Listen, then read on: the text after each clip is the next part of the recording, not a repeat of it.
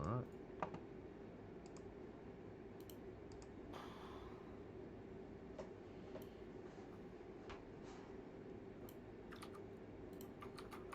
Alright, tweet is live.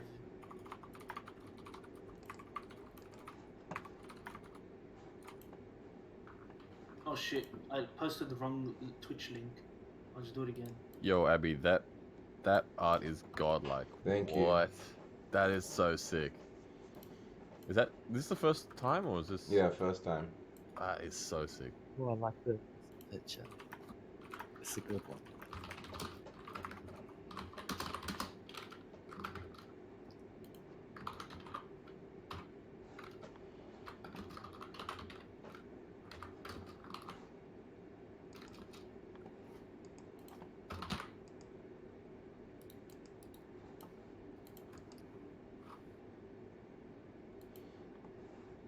I wanted to get the thanks, Reck. Wait, which art are we talking about? Look at the stream. It's godlike. That's spicy. That's That pretty is- fucking I know, good. That's actually amazing. Where did you get that done? That's so good. Shout out to the big chopper. Dude, really? Yeah. Oh, your boy Chopper. Yeah. I knew he was a graphics designer. Fuck, Chopper. He's in. I gotta give a shout to him, man. I love Chopper. He's the Yeah, sickest. he's an awesome dude. Yeah, I wanted to get the illicit picture wowzer with her with the the fucking Gatling gun or whatever it was. I prefer this one.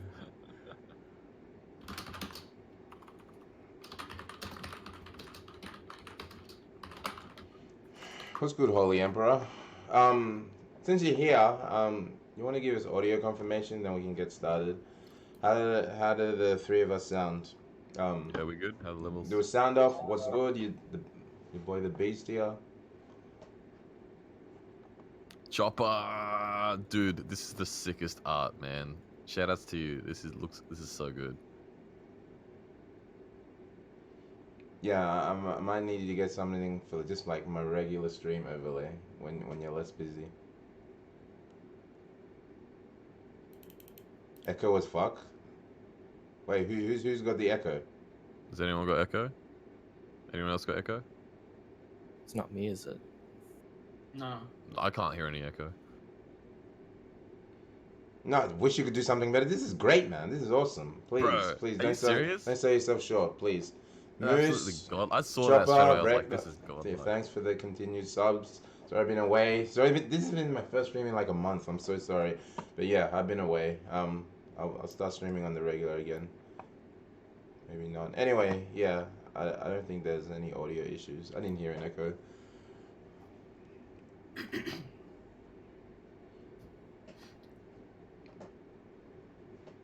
No echo? Alright. Oh, like one final test. Do you guys hear my heater in the background? No. No, I'm asking the stream.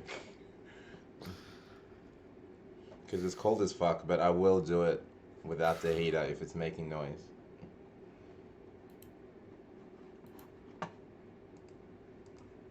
Cold in Melbourne.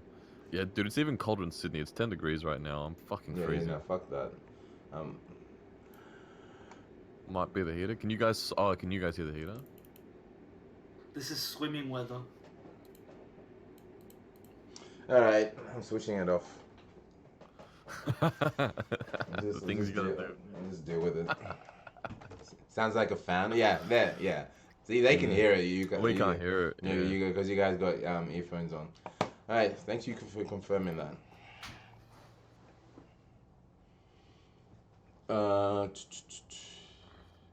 Ice Cube, but nah, dude, like I might hate the cold, but unfortunately I've had to get used to it living in Melbourne. Alright. We are good to go. What's good, everyone? Welcome to episode 32 of the Beast Stands. I'm your host, The Beast.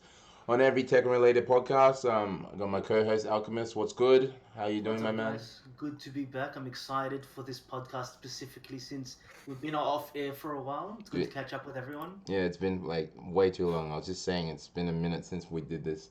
On the show, I got returning guest Reck, Kanga's Reck. What's good, my Hey dude? guys. Hey, doing well. Good to see you boys again. And the surprise guest of tonight, all the way from New Zealand, is hot off his performance from BAM. Wowzer, what's good, dude? Hi, I'm good. Thanks for joining in so last minute, man. Very much appreciated.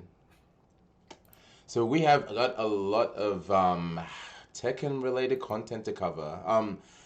Obviously, we couldn't do like a BAM recap fresh off BAM because one I was away, even though I give Alchemist the green light to do one without me, but assumed he was busy as well. But yeah, Well, and I had no internet. yeah, true, true. You've had some moving issues, but yeah, hopefully like we're gonna get that all done today, as well as cover Combo Breaker as well. Like I was there, and I'm sure you guys tuned in. Yeah, so Yeah, the top 8, 100%. Yeah, actually, Combo Breaker was was sick. And also shout outs to Waz. I don't know if we're gonna talk about Mortal Kombat, but like yeah, we can touch on that. We can touch on that. His run. Oh my god. But we'll start with BAM first. I don't know where we want to begin. Just like the small specifics with BAM, it was the largest Tekken tournament to date, beating the previous year's record by I want to say 40 Yeah, entrants. we had like 220 last year ish. No, 219, and this last year, and this year was 248, 258. Dude, I can't believe how much more people we actually got. Like, that honestly surprised me because last year was a really big year, and usually games sort of like I know has all the other games gotten smaller. I know Dragon Ball for a fact has gotten smaller. Yeah, see, but Dragon Ball, like I keep bringing up, suffers from that. There's very few people that main that game solely, like like there's a lot of like crossover for that game, so that's why. Yeah, the Street Fighter probably got smaller. I want to. I think it got smaller. I think it got smaller, but see, the great thing about Tekken is even though there was less international presence, the attendance still got bigger. So people aren't just attending just for the internationals. Like Tekken is actually still growing. Yeah, no, that was such a good year for Tekken, man. I saw so many people. So many people came out, and every state repped. 100%. Every state rep, bro. I was so proud that like South Australia came out hard. Western Australia had like 18 people or something like that. Yeah. Shout outs to Western Australia. Shout outs to New Zealand for coming out in force, dude. Legit shout out to everyone. I'm pretty sure there was someone from Northern Territory. I'm pretty sure we got every state. Yeah, Papua New Guinea, PNG. Dark Chaotix came from Northern Territory. Yeah, so we had literally every state there, which was amazing. Did we get ACT? Okay, Yeah, I was about to ask that. Because Val and the boys didn't come down this year. I think they right. I think they're saving themselves for OHN. I'm actually not sure. Like we might have got one. I'd have to go back and check. We had Tassie Boys come out, didn't we? Yeah, we had Tassie Boys. Yeah. Okay. I'm actually not sure. Yeah. Okay. Yeah, so I'm not sure about ACT. I actually don't know. Yeah, I didn't think about that. I might have to go back and check. But regardless, even if they didn't show up, like props to legit everyone for coming through. Like it was great attendance wise. It was so good. Yeah, it was amazing. One thing that before we get to the tournament, we'll start off with the Friday. One thing that was real. There were so many like hype moments during that weekend, but one thing that like legit warmed my heart, just like as an OG and someone watching like up and comers come, was the newcomers tournament. I lost my voice on the first day. 100%. I legitimately lost my voice on the first day. I couldn't stop screaming. I wasn't even watching that tournament. I lost my voice during that tournament. That's how bad it was. It was so good. Oh, that was. I'm so glad that they did the newcomers this year. Even though it was like, shouts to Petro. I think he got half at least of it all on stream. He's following around New South Wales and stuff. But yeah, that newcomers tournament was so hype. It was actually amazing. Every Western Australia came. It was the first set we had was New South Wales versus Western Australia, and it came down to the last player on each team. It was Yeah. it was really close. It was sick. Um, Just quickly, for those that don't know, for BAM, we usually hold like a stage for 5v5, like of best players, but we decided to give new players within each state like some of the limelight. So, and I'm super glad we did that. Everyone had a good time. Like it gives up and comers like who haven't been on that big stage the limelight. So it was real good. Do you mind if I link the video in the chat for people who, if they want to watch it? Yeah, go ahead. I'll Yeah, put so it. this is the link to the state versus the OCE 5v5 tournament that was held on Friday, which is the newcomers tournament. So anyone that didn't watch it, you can catch up there. yeah. Again, shout out to Pedro for recording that and all the other work he did. Massive shout outs to Petro actually overall. Over the weekend, that man worked like a lapdog. Like he had like a 10-hour stream on the Saturday, and I talked to him about it. He's like, "Yeah, I was really keen to do it," and by the end of the day, he was like, "Man, it's a lot of work."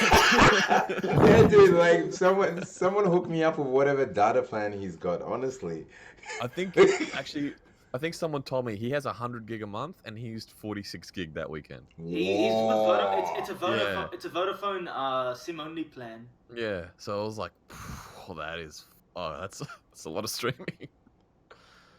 Well, 100 gigs a month, Jesus Christ. But yeah, that exhibition was great. My only gripe was like it couldn't get main stage. But you know, it is what Honestly, it is. was still having the ghetto stream and everything. It was great. I loved it. It was really good. And like all the sets were really hype. And yeah, I didn't get to watch all of it. But I did catch. So I caught all of Western Australia. I caught the beginning of the New Zealand one, and this is for New South Wales. And I caught the end of Victoria versus New South Wales as well. Yeah. Yeah, shout outs my boys Cotton Sock, Chipsy, Dreadtech.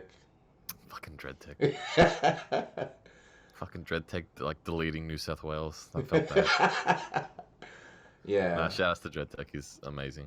Good on him. Yeah, shout outs to all involved. Clearly, they are like the future of like Australian Tekken. Oh, OCE Tekken in general. We got to see a lot of good talent from some up and comers, some guys who are new to Tekken 7. So yeah, real good. Yeah, for sure. I think we'll just segue into the tournament now. I'm not gonna lie, the tournament was stacked as fuck. Yeah, BAM was really stacked. BAM, that's a scary ass tournament, man. Like, I think this would be a good time to just clarify. Look, I'm not gonna spend too much time on this. Oh, shout out to Gummo for the host. Thank you very much, dude. But yeah. I'm not gonna spend too much time on this. But like, with whatever major comes up, there's always gonna be some people who are happy with the way people brackets are done, the way things are seeded.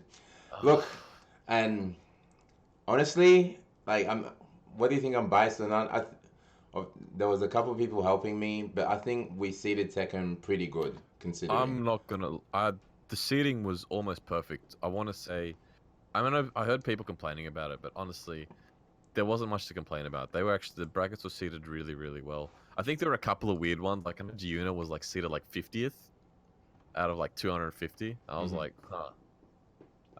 But like 99.9% of the seating was basically perfect. Yeah, Blind Eye, I'm still a little bit sick. Yeah, like, we can have a whole discussion into like why like stuff like that happened. You know, you have to account for stuff like conflicts on Smash GG because of like God bless the people who enter 4 different games, but also fuck them as well because it makes for clashing like a bad time. Oh my god. I think I had one dude sign up for 7 or 8 different things. I'm like, how am I supposed to fix this clash? Sorry, what was that, dude? those people, the ones that sign up for like multiple games, Mhm. they're the MVPs of the scene, but at the same time, they're the ones that make everyone's lives hard. Dude, yeah, dude, that's legit what I said. That's I have so much love for people like that. They just want to sign up for everything. They're supporting everything. At the same time, oh my god, as a tournament organizer, I'm like, I need. I need There's others. this specific guy in Sydney for like Wise Bees and Randbets and whatnot. I won't mention his name, but like he'll get called up for Tekken, and some guy will come up. Oh, he's playing Unist. Then like okay, we'll wait for that to finish. Then like mid game, he'll be called for another one. Like for Street Fighter 5, and then when his next match is coming up, they'll be like, oh, you're up for Mortal Kombat, and then then no one knows where he is, and he ends up making everyone wait 15 to 20 minutes just to play his game. Yeah, especially with YSB being like YSB is a small scale tournament compared to BAM, so I can imagine how annoying it would be on a scale like BAM. Yeah, YSB always finishes late as well, always.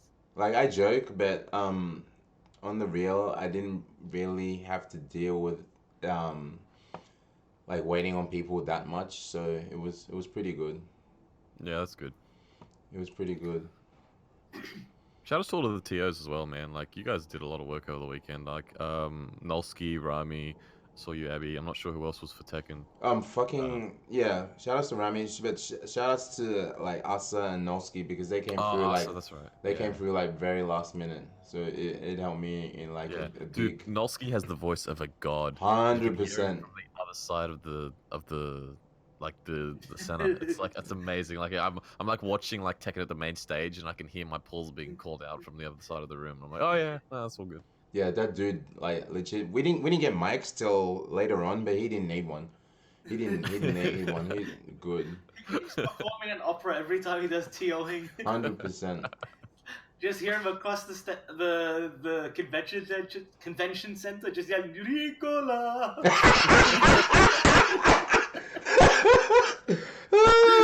Yeah, that guy's godlike. I can't thank him enough. Props to that guy. Legitimately saved my ass.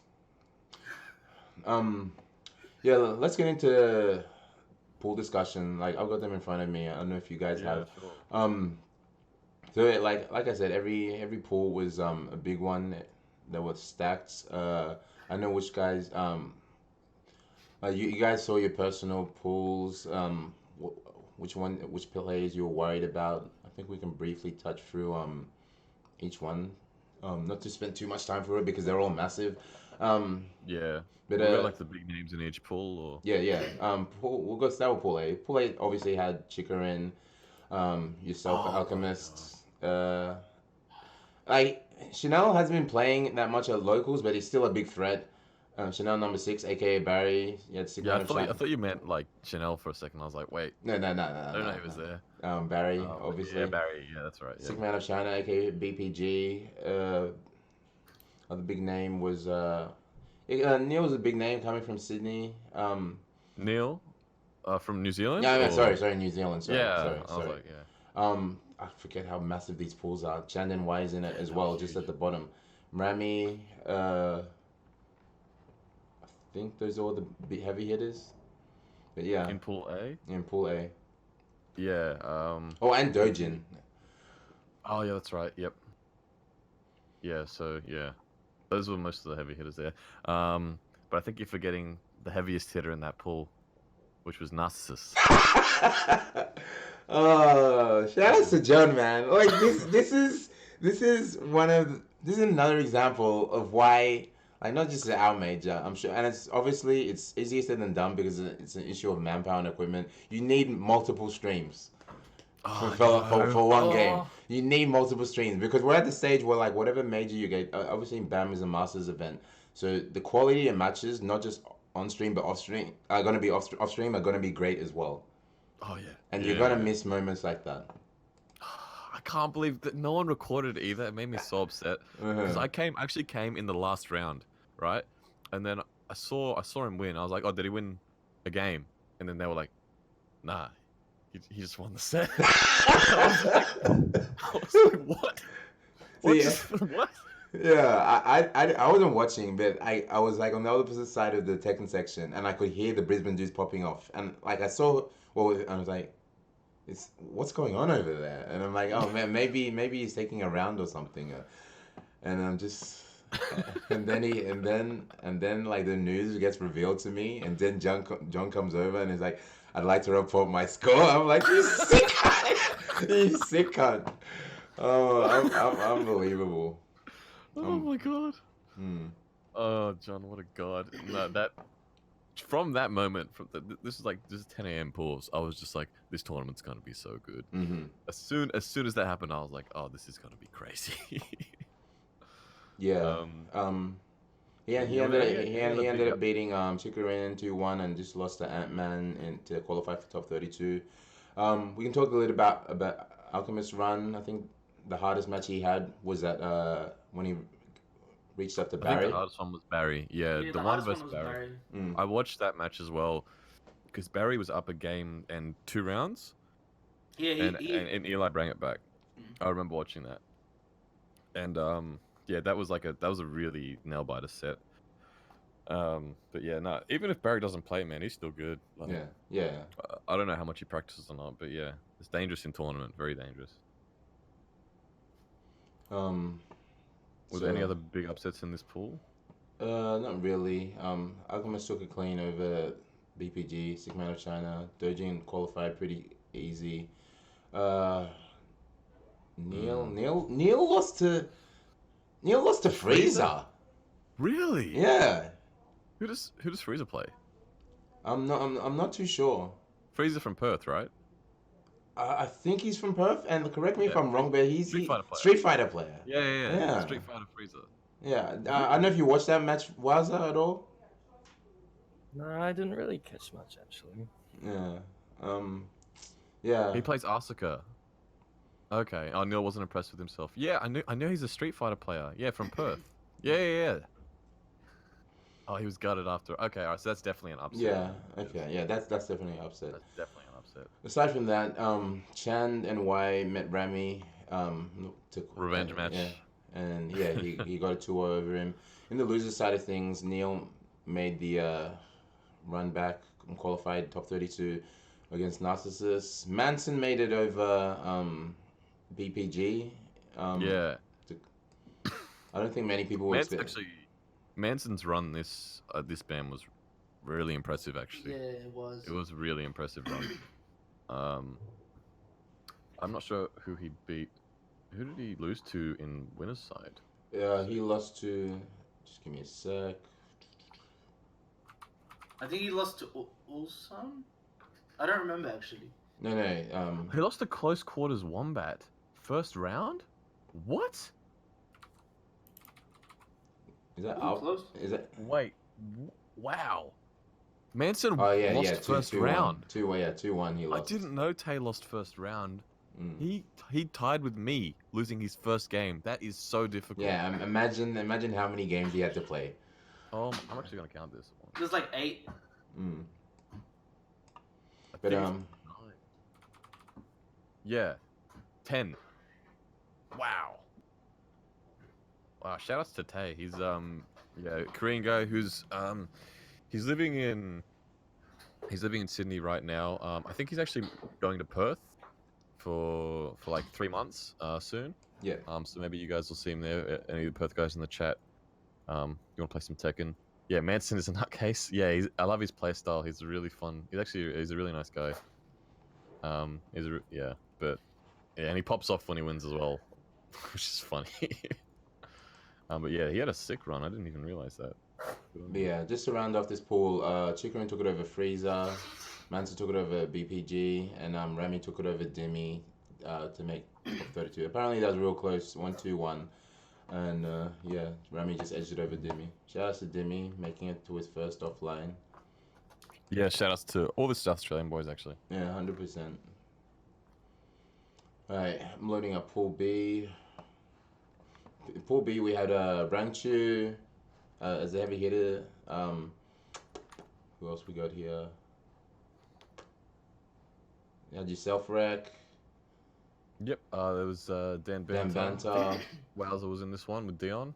Nobi, JMK's. JMK's, Rip. Yigs, Rip, Dion, yeah.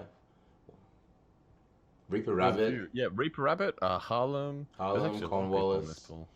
There's actually like a lot of like mid to mid upper talent here. Yeah, there's a lot of like, yeah, this is a scary pool. Hmm. Um, As far as upsets go, who's Jack Don? I'm not sure. Yeah, I can't remember. Oh, wait. Is that a Perth guy? So, from what I've heard, so, Erks, because Erks came second at Perth, he had there were a bunch of Perth killers that were following his matches with, because he was playing apparently a bunch of the Perth guys in pools, and they were all popping off and stuff when their boys won. Yeah.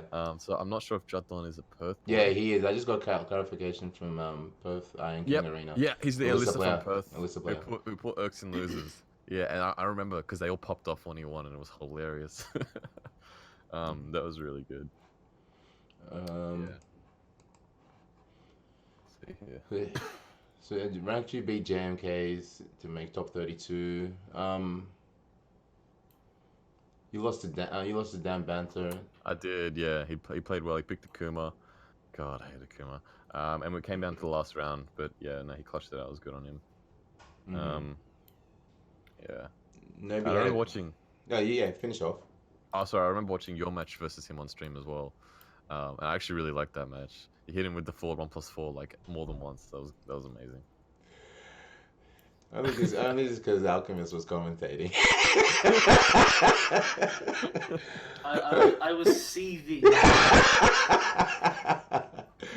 But yeah, yeah, that was a nice match. I'll get a run back when I go to nationals.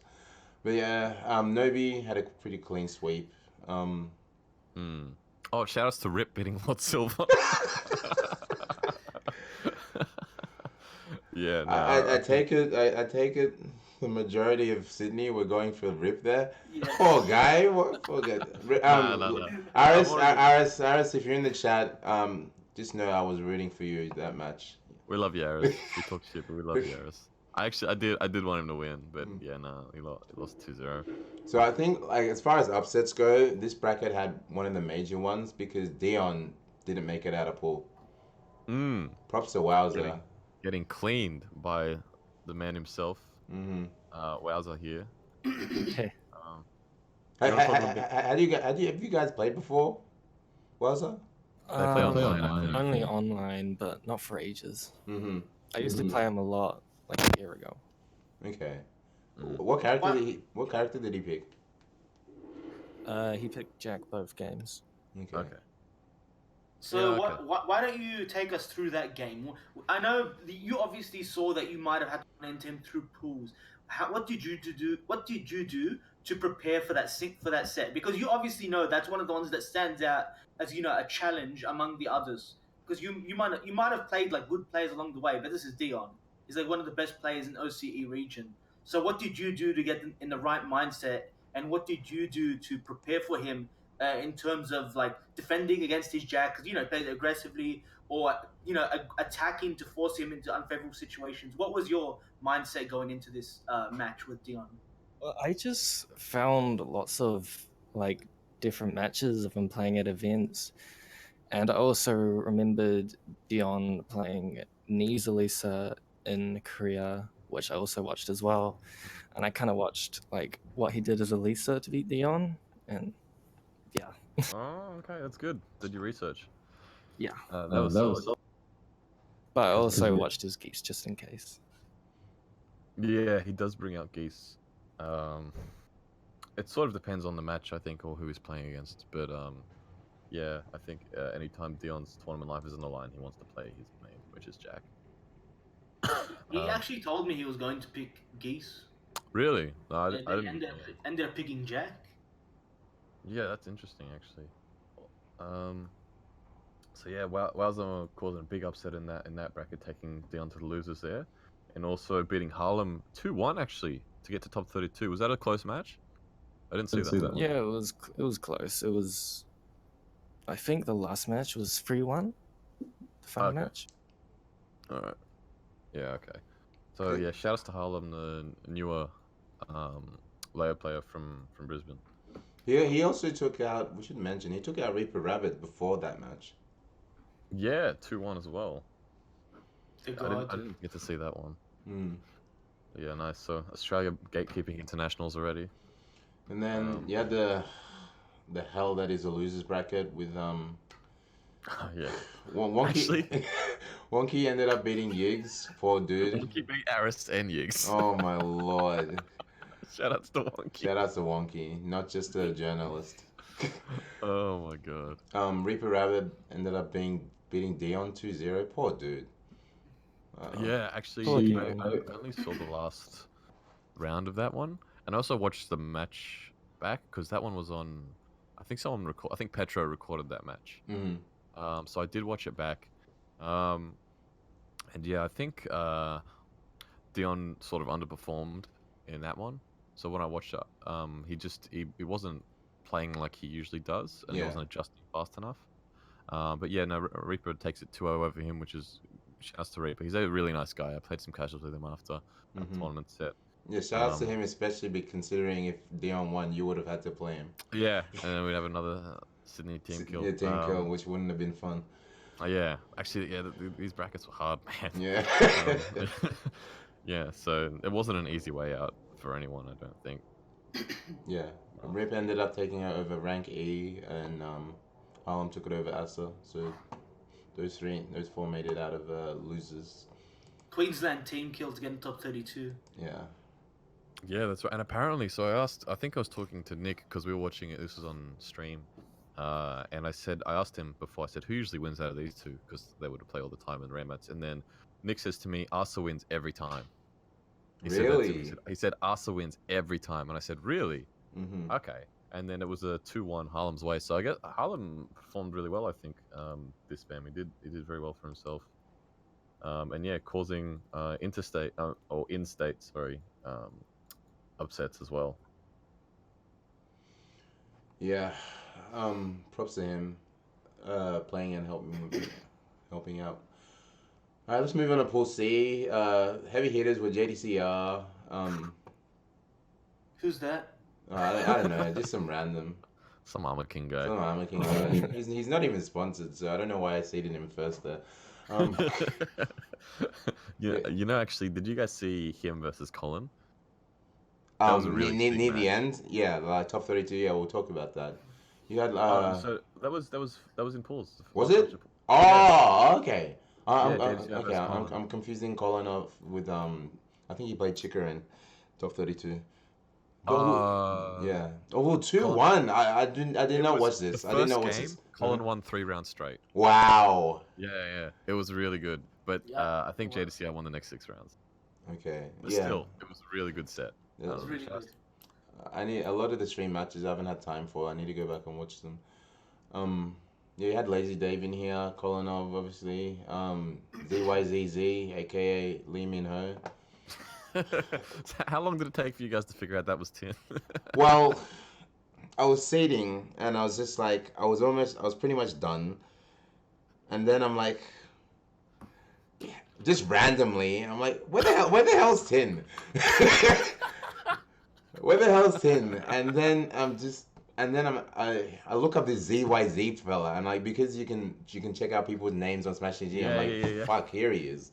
And then I'm like, okay, you guys, I don't know if you guys know Tin's brother, Don. Don, yeah. Yeah, also a very good player, and they just have this habit of signing up as these fucking aliases, both of them.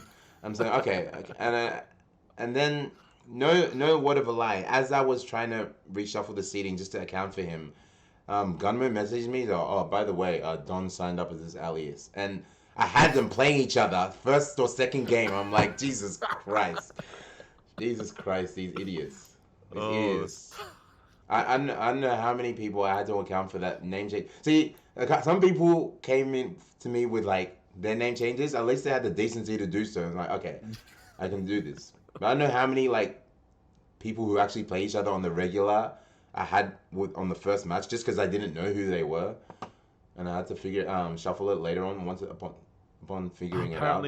Apparently, Tin and Ziz are separate on the TWT leaderboards. Oh my lord, what's this guy doing?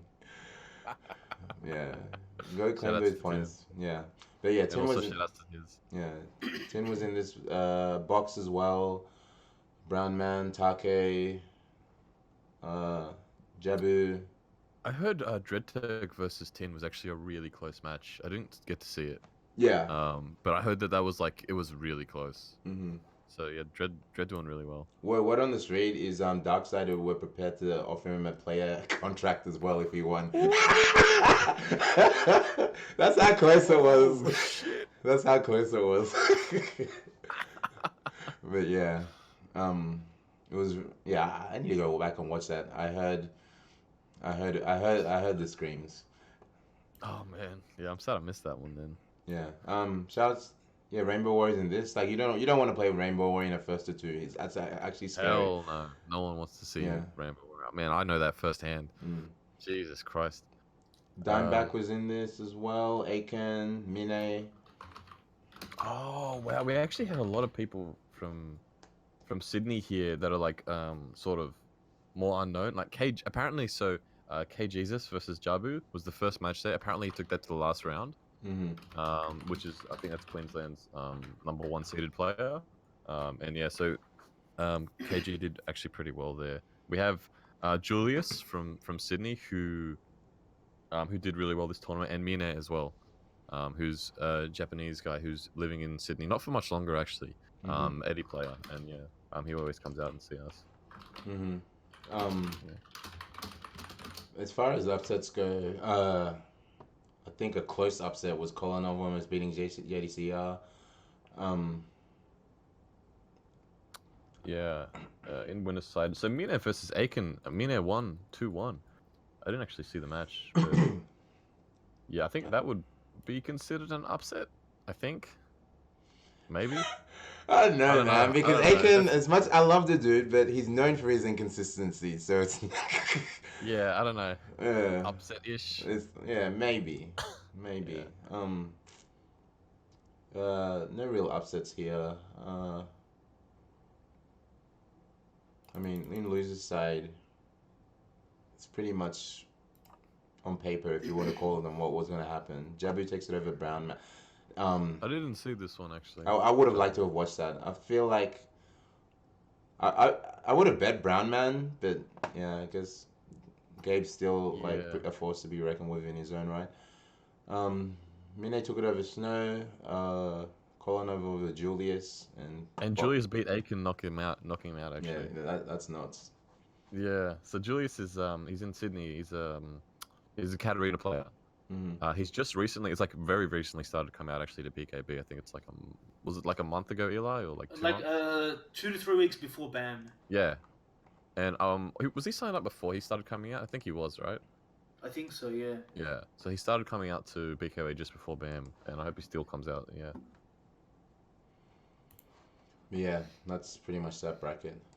We'll go to D, finish this off. Heavy hitters were Naroma, Kajeski.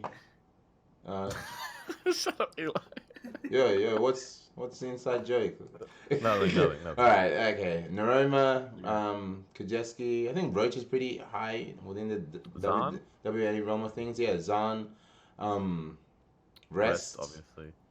To Evil, Lupa. Yeah, to Evil, Lupa, Ulsan. Zazob? Yeah, Zazob, obviously. Viet Backdash, Daniel. Mm-hmm. And also Holy Emperor. Shout out to Holy Emperor. Yeah. Shout out to that dude, man. Like, one of my favorite. What a run, man. Yeah, one of my favorite new people meeting during the entire tournament. Dude is super awesome, dude.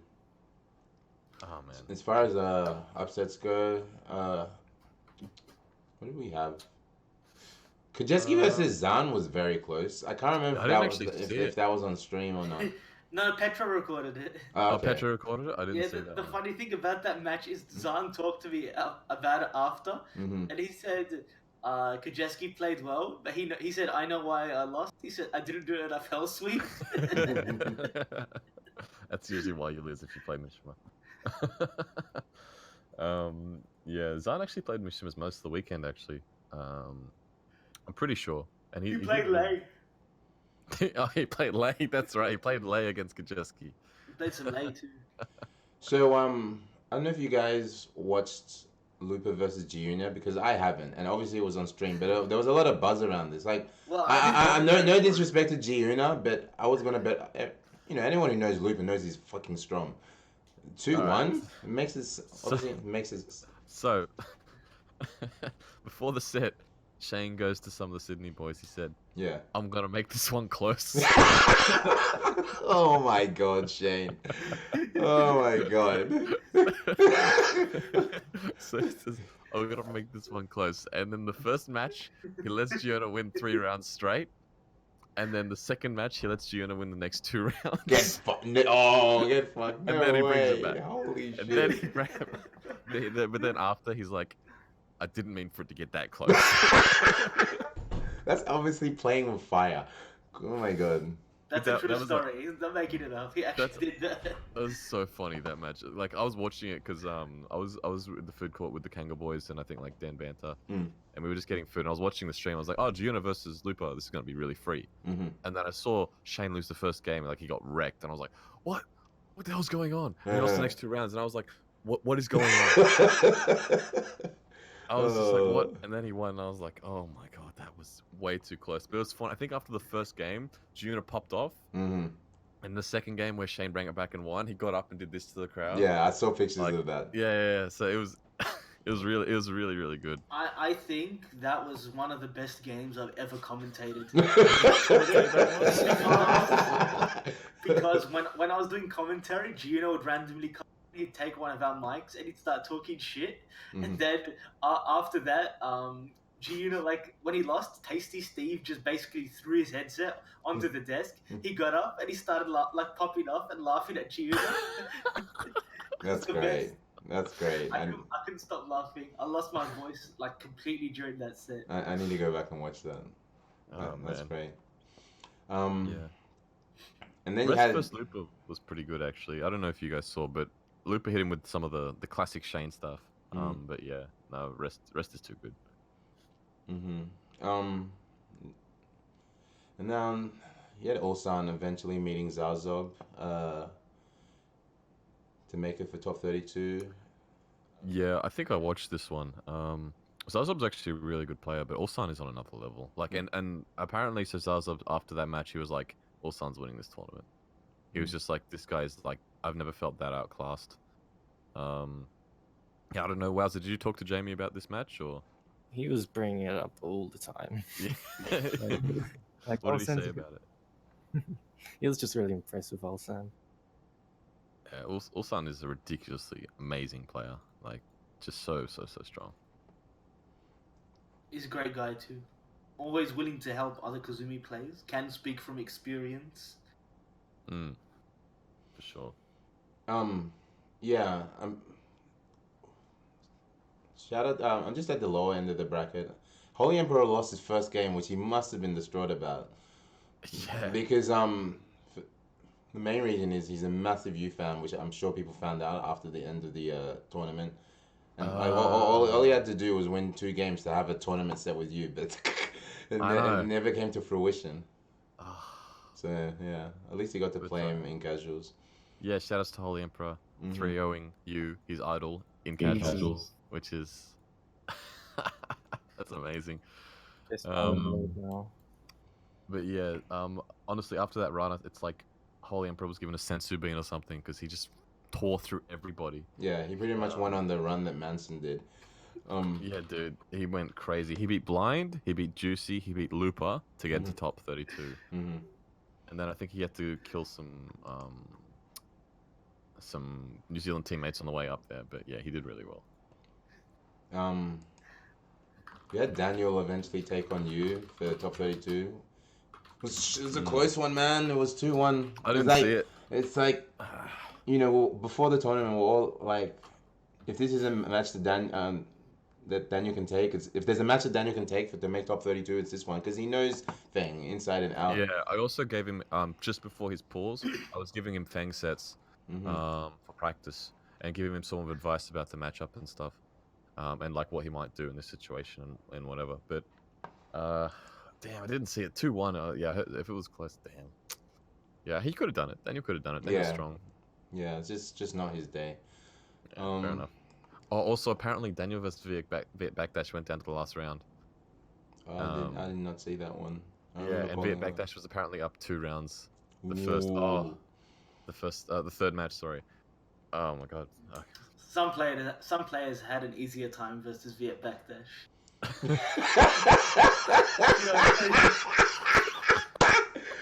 Speaking of which, the losers bracket of shout out to my boy Stuckles because he had a pretty good run here. Let's have a look. He got put into losers. Had to play Easy Peasy GG. Had to play Jedi Mind Tricks.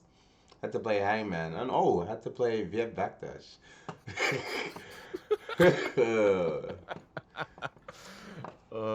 I don't know the full story, but apparently he wasn't too happy after that loss. All right. So Stuckles versus Viet Backdash. I saw the last game, and the last game was recorded on Petro's stream.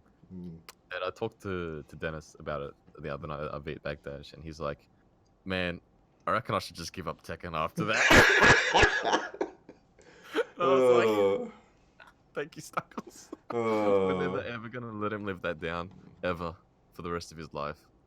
Stuckles is the secret MVP. Yeah, thank you, Stuckles. You definitely made this band better. Oh my god. And Kajeski versus Stuckles is actually 2-1. I didn't see that one, but yeah. Stuckles played real good. Yeah. Okay. Shout out to him again, like along with Demi, all the online guys who are predominantly known for being online and coming out performing well. Like it's always a big transition. So shout out to them. You had Kajeski made it out of there over Stuckles. Zazob over to Evil. Apparently Daniel versus... actually, no, I saw this. Daniel versus Zan was actually very close. Yeah, but Zan didn't do enough hell sweeps again, and he lost. Oh shit, it's Fran in the chat. The real Fran. Oh, yo. What's up, The Fran? Anagarde. Yeah, what's good? And then, you had... The final one was Looper versus Holy Emperor, which, wow, 2-1. Holy Emperor getting revenge for Cornova from last year when Shane eliminated him. That's right. He eliminated him in top 32. So yeah, Holy Emperor getting revenge for New Zealand. So yeah, that was pools. That was stacked. And then you have top 32, which is even more stacked. Oh yeah. At this stage, like, the OCE region had like very good contention to get some guys in to top 8.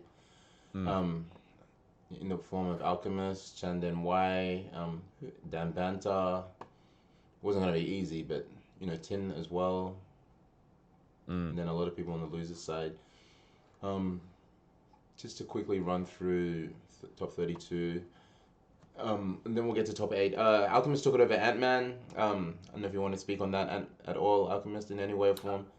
I've already explained like the entire set on my stream. I went through it and I, explained how I approached the matchup. But when I was gonna verse Ant-Man, I was actually worried because he plays Akuma, and I did some labbing versus Akuma like for a good week before BAM, but I don't know how he plays Akuma. The only experience I've had versus Akuma was online when I played him one set. I was playing Asuka. We were both Savior rank. And I remembered that he used, because I was playing very slow, he would do that fireball that does chip damage a lot. Yep. So I wanted to remember the situations he does it, and he only used it once, and I stepped it the one time he used it. So I was just trying to remember the situations because I didn't want to prepare for an Akuma that I wasn't going to verse.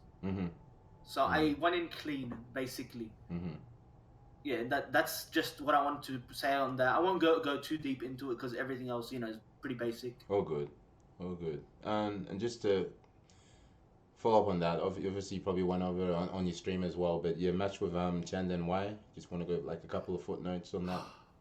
Yeah, so this was the match to get top 8 winners side, and like I said, yeah, I did go through most of it, but when the first game came up and he picked Steve and I was Kazumi and it was an infinite stage, I was quite happy. I wasn't very confident going into the set, but I knew I was gonna try and play my best. Mm-hmm.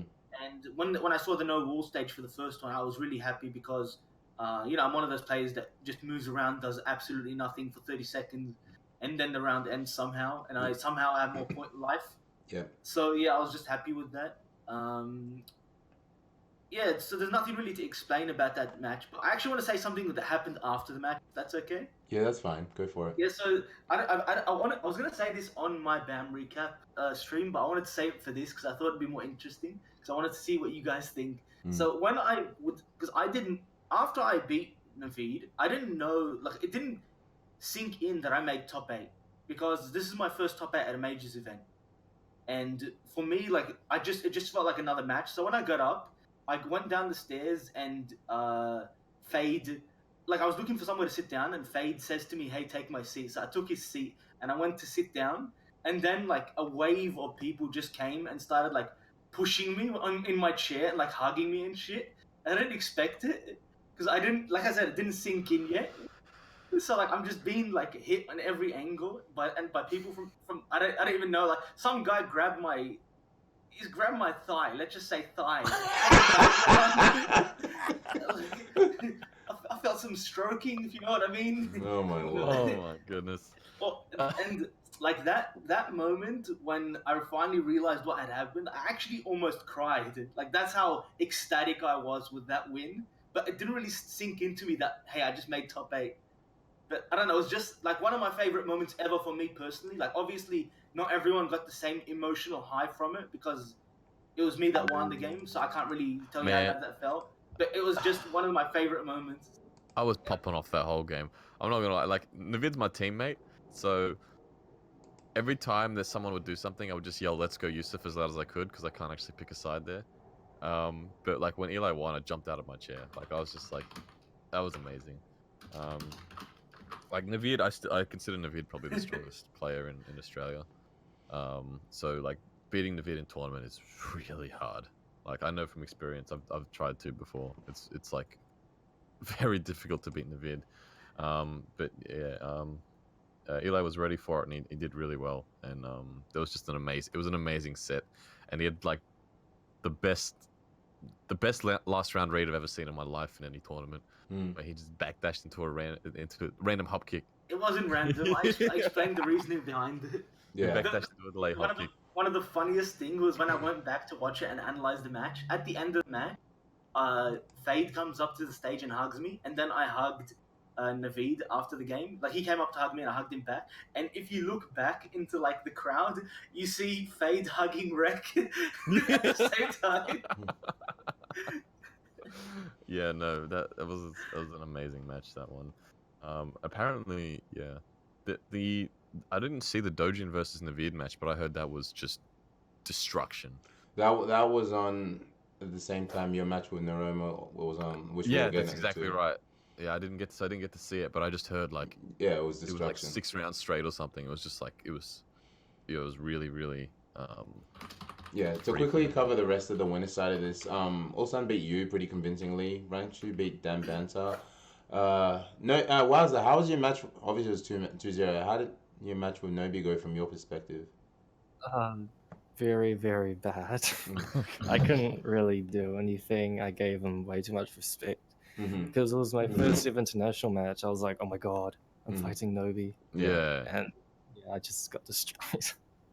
I feel like anyone who hasn't played an international can get stuck in that mindset of like, oh my god, it's oh my god, it's Nobi, who I watch the entire year, and this guy wins tournaments in Japan, but yeah, you just gotta treat him like everyone else. 100%.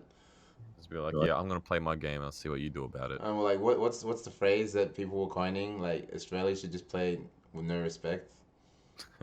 Just Australia style. Just do things. Just do it. Just do it.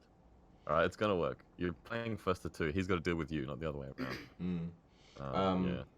JDCR beat 10 2-0, and Dimeback beat Take 2-0. I think Take's struggling with like a character crisis right now. Mm. He hasn't really he doesn't fully understand how he wants to Kazumi in season 2. Mm-hmm. And he's trying Paul, he's trying Claudio, he tried Steve, he tried Geese, he's tried many characters. Has he played any more Brian? I think he played Brian for one tournament in one game. I don't remember which one it was. Yeah, but Really he's messing around a lot. I think when he finally decides it on a character and sticks with it, he's going to go back to the form that he had last year in the TWT, because last year he was very consistent at every tournament he went to. Yeah, he would always be making top 8s, like always. Yeah, JDC Island made it to top 8 over Dimeback, round 2 over Nobi in a very close set, 2-1. Rest made it over Ulsan, 2-1. That was actually a godlike set. I don't know if you guys saw that one. That was one of the sickest sets. I was so happy for Rest as well, because they're actually really good friends. So Rest and Ulsan are from the same city, and they're really, really good friends. And I think Ulsan's supposed to be considered a tier above Rest. Yeah. As the Koreans, so him winning over him 2-1 and to get into top 8 winners side was really good. But yeah, just want to quickly breeze through these results because there's a lot. But I think for the New Zealand boys, it was notable that Neil beat Rip. Neil beat Rip. Shout out to Neil. Shout out to Neil there. But he ended up losing to Take afterwards. Manston beat Harlem in a close set. Shout out to that JDCR coaching. Oh, really? Yeah, which I'm pretty sure Harlem wasn't too happy with, but it is what it is. He also beat 10 2-0. He beat 10 as well, yeah. Who did? Manson. Hey. Oh, yeah. That set, I think, was 6 rounds to 1. But let's be honest. Let's be completely honest. I think Tin is out of practice a bit. Yeah. I did feel that. Honestly, I played a first to 5 with him, and I just thought, this isn't really the same Tin that I've been playing like before. But he's busy with life and stuff and everything like that. If Tin is playing consistently, he's obviously top 5 in Australia. He's obviously a godlike player. Yeah. Yeah. And I love playing Tin. It's actually really fun. Holy Emperor ended up beating Mine, then taking out Dan Banta, which is like a massive feather in his cap, because that apparently never happens in tournament, from what I understand, wowzer. From what I've heard, Dan Banta always beats him, right? Yeah, he's never been down. Oh, wow. I mean, he got a reset once, but that's the best. Okay, all right. I think that was one of the best pop-offs I've ever seen in my life. Dude gave himself props and more. But yeah, that was really good. When you're feeling yourself like that, you might as well. You might as well. Yeah, you might as well. Chikarin ended up beating JMK, then beating you. Reck, you took it over Rami 2-1. And then fucking this, I know about everyone else, and there were a lot of highlights during the weekend, but this was my personal favorite match of the weekend. Thank you. Yeah, that was really actually the match versus Rami. The first game came down to the last round, and I did a down back 3-2, and I did the wrong move to kill him, and then he blocked it and he killed me, and I was just like, oh shit, this is not good. But yeah, thankfully I bring it back to beat Rami, and then I got to play against Naroma, which actually I was relatively confident going in, because I know he's a Jack main, and I practice with basically the best Jack in Oceania. But yeah, so he picked Dragonov, which that's not a bad match for Steve. And yeah, I think that set I played very well, and I got into his head, and I cashed in on a lot of things when I needed to, and it all just worked out. And yeah, I won that one. It was actually a really close set. It was very close. Very, very close. Yeah, but I did manage to win that one, so that was probably the highlight of my weekend as well. Yeah. The best part is when you watch Reck, or when you watch Reck's playstyle with Steve, and I watch him, and because I play Steve and I play his Steve, and I know I can follow what he's trying to do. And the moment I saw him hit that back one into the up forward 2 hard tree, gotcha, bitch. Norma was being so greedy with Fuzzy Duck. sidestep Fuzzy, and Reck picked up on it, but he didn't use the hard read until the very last round.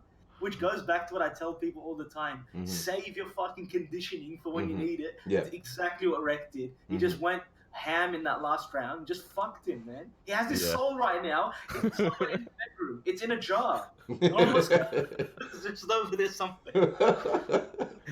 Yeah, no, the last game was really good because I cashed in on a down 2-1-2 counter hit. I cashed in on a back 1 to up forward 2, and I cashed into while standing 1-1 and to duck 2 to win the game.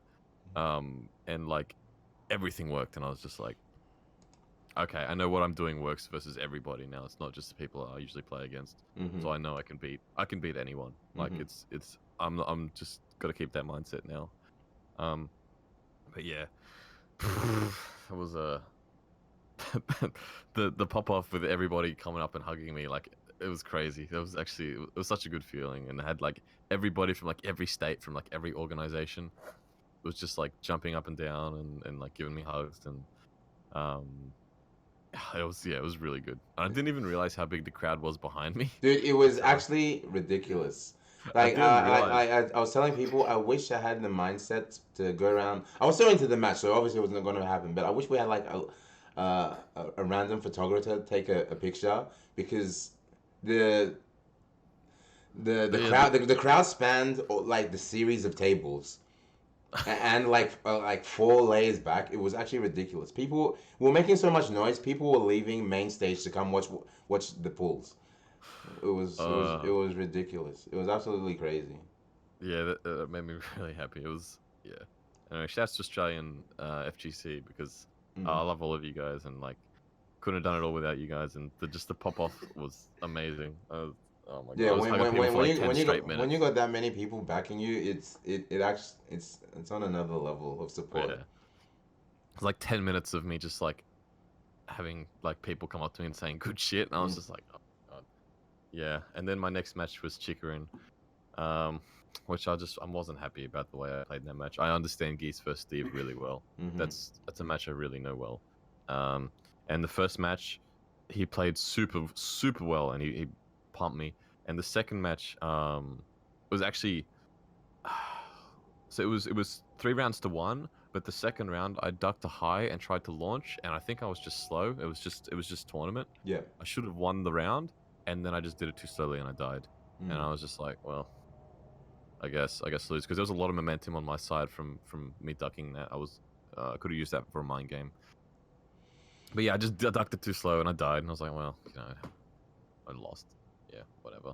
Chikarin won Korean Masters the week before, so I wasn't like too upset, but I wasn't happy with how I personally played. Actually, during the whole weekend, I wasn't super happy with how I played. Besides the one against Aroma, I was fairly happy with that. But yeah, no, it was a great weekend for me. And I think I placed 13th, which is like, yeah, it was decent. So it's better from last time. Last time I was 25th. This time 13th. Next time top 8. We'll do it that way. Yeah. Just gonna get your input on your match as well as in your losers run. You had to play after losing to Nobi. You had to play Mr. Kajeski. Yeah. How was that match? Well, not gonna lie, after fighting Nobi, it kind of gave me a bit more confidence, because it was Steve again. So I was kind of like, okay, I'm just gonna kill this guy. I did use a lot of down back 4 and stuff like that. Yeah. You had to first 3 Steves. So much Steve. Actually, yeah, your match versus Naveed was super hype. Was that the last match of the day? Yeah, it was the last match of the day. Yeah. Before that match, he had to play the Holy Emperor. I'm not sure how that match goes back home, but its result was 2-1 in his favor. I mean, in Wowzer's favor. Yeah, the match with Emperor went to the final round. Really? Yeah. Oh, okay. Yeah. That was really stressful. Okay. But yeah, that match with Naveed, Jesus Christ, you played insane. Shout out to Holy Emperor again. Apparently, after Wowzer won, he like went up to Wowzer, gave him a hug, and was like, "You can do it, man. You can make top 8." Which is like massive props, man. What a guy. Yeah. So wholesome. The wholesome emperor, man. I love this guy. Shoutouts to Holy Emperor. Yeah. But yeah, also made it in the top 8 over Take, Naveed over Wowzer, Chikarin over Dimeback, and Nobi over Dojin. So yeah, it was funny because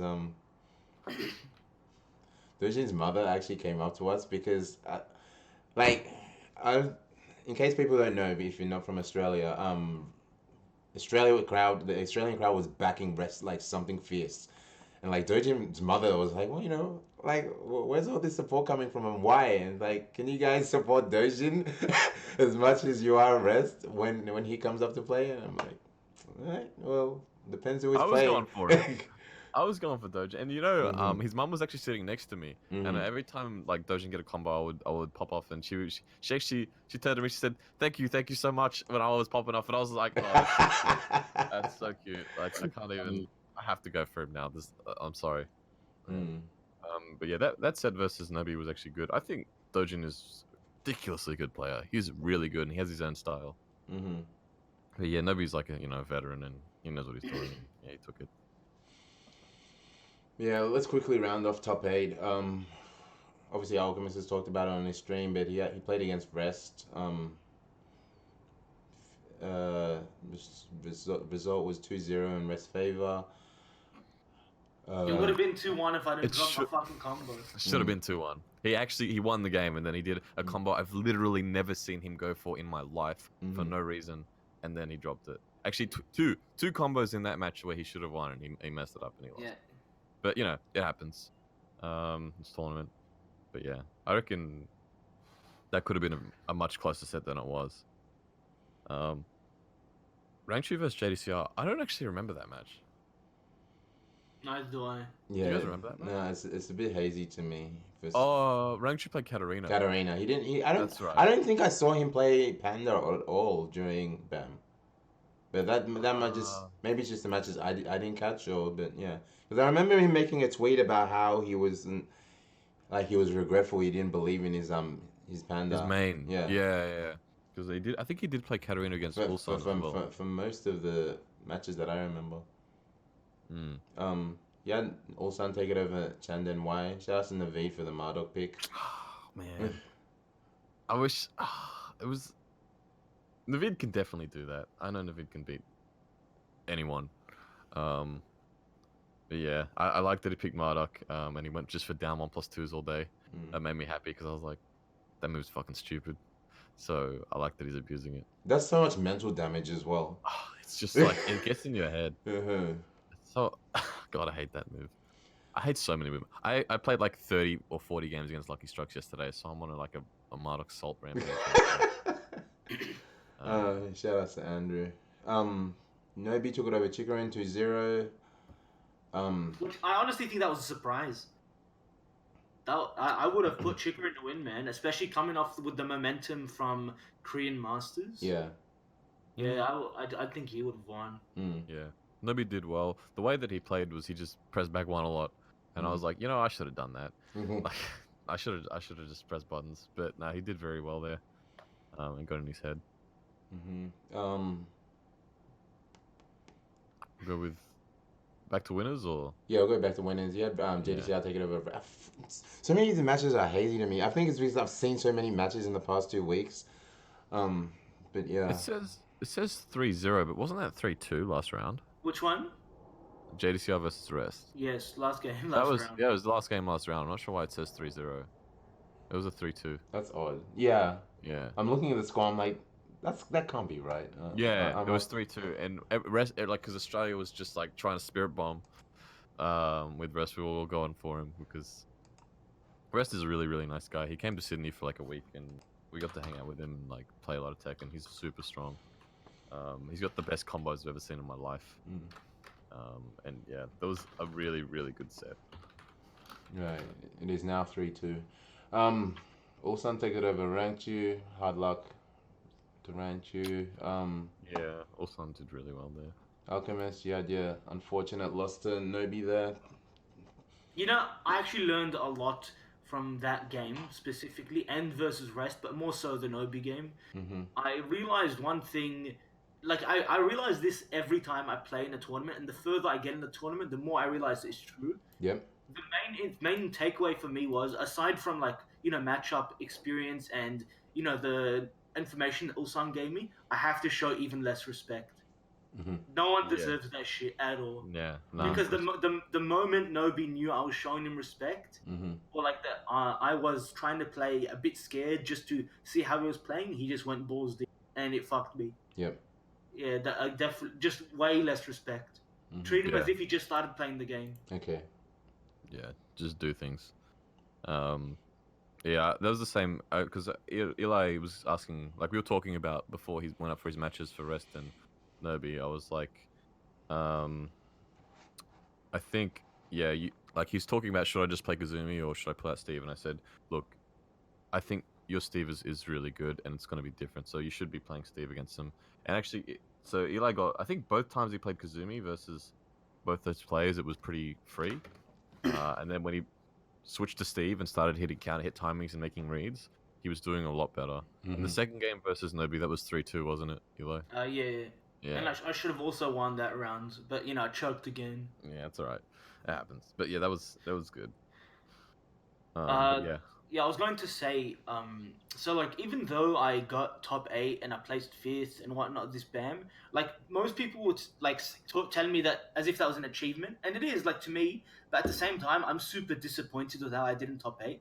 I felt Yeah. like there was a lot more I could have done because I definitely didn't play my best on that day. Mm-hmm. But I think one thing I could have done to perform better on that day was maybe to warm up against some internationals that I wasn't playing in tournament, so they won't feel bad, like, oh, he's sandbagging me or some shit. Mm-hmm. Yeah, but I should have, because just the style is so different to Australian players. I mentioned this in my game versus Rest when I went through the analysis.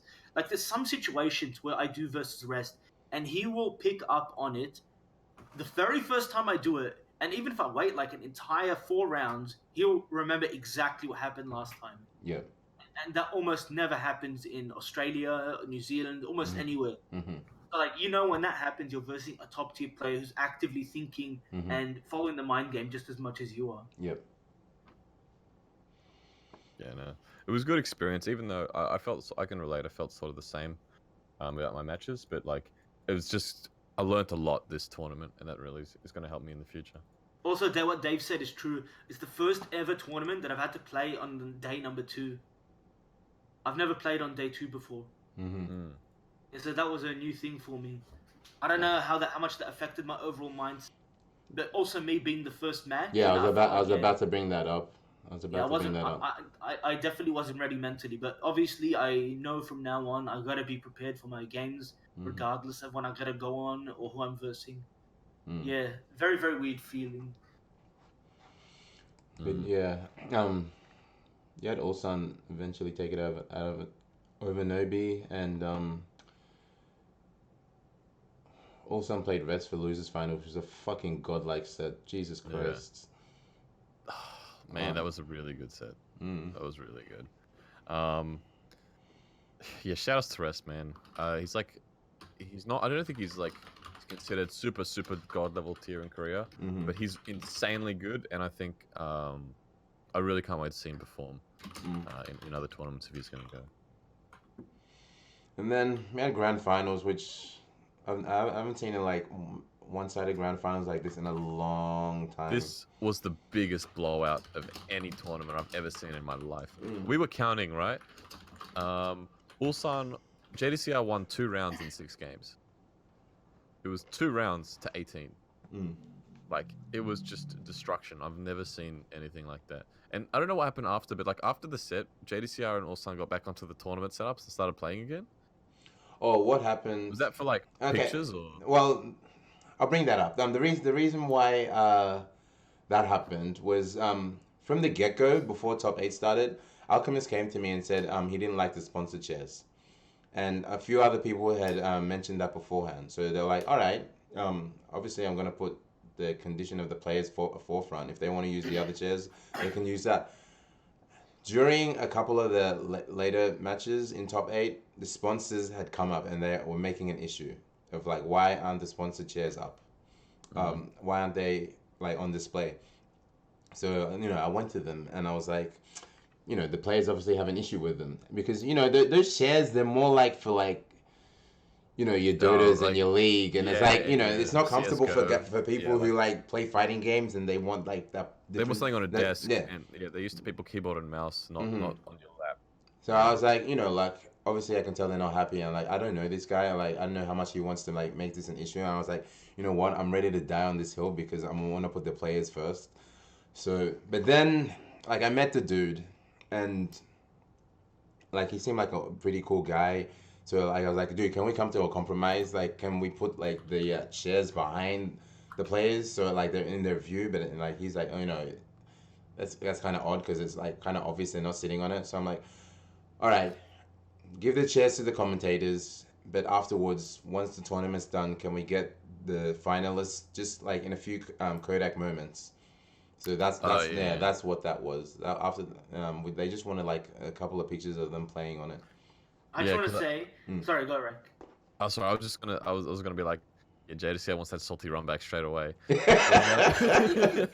you're if you're in the business of making chairs for like gamers and you want to make something tailored for fighting games, please, in the name of God, make it possible so that I can put my stick on my lap without it being 90 degrees towards the fucking ground, and so I can put it flat on my knees. When I was sitting in those chairs, my stick was like diagonal, and it was like so I was bending over to use my stick. Basically, you don't need the armrest. You don't need the armrest. It just hinders you. I just want it flat on my lap. Flat on my lap. That's all that matters. Who the hell sits forward into their stick and just press? That's so uncomfortable. But yeah, that's what that was. Overall, real good tournament. I'm happy with how everything went for the majority. Like I know I have one minor incident with one player, but yeah, I'm not gonna get into that. I talked to him about it. I think he's fine with it. But yeah. You want to know something funny about the main stage for Tekken? You know how, because I've mentioned this before like many times on stream and other streams and whatnot. But when I play Tekken, I sit really far away from the monitor. And so whenever I got P2, like I don't have a side preference, but whenever I got P2, I'm like, I'm fucking scared I'm gonna fall off the stage because P2 was closer to the edge and I moved my seat all the way back. So like, if I make like a small movement, I'm gonna fall backwards. Yeah. Yeah, that was my risky event of the day, basically. I just want to get wowzer's opinion on how you think the NZ boys did, and yourself. Well, New Zealand definitely did much better last year.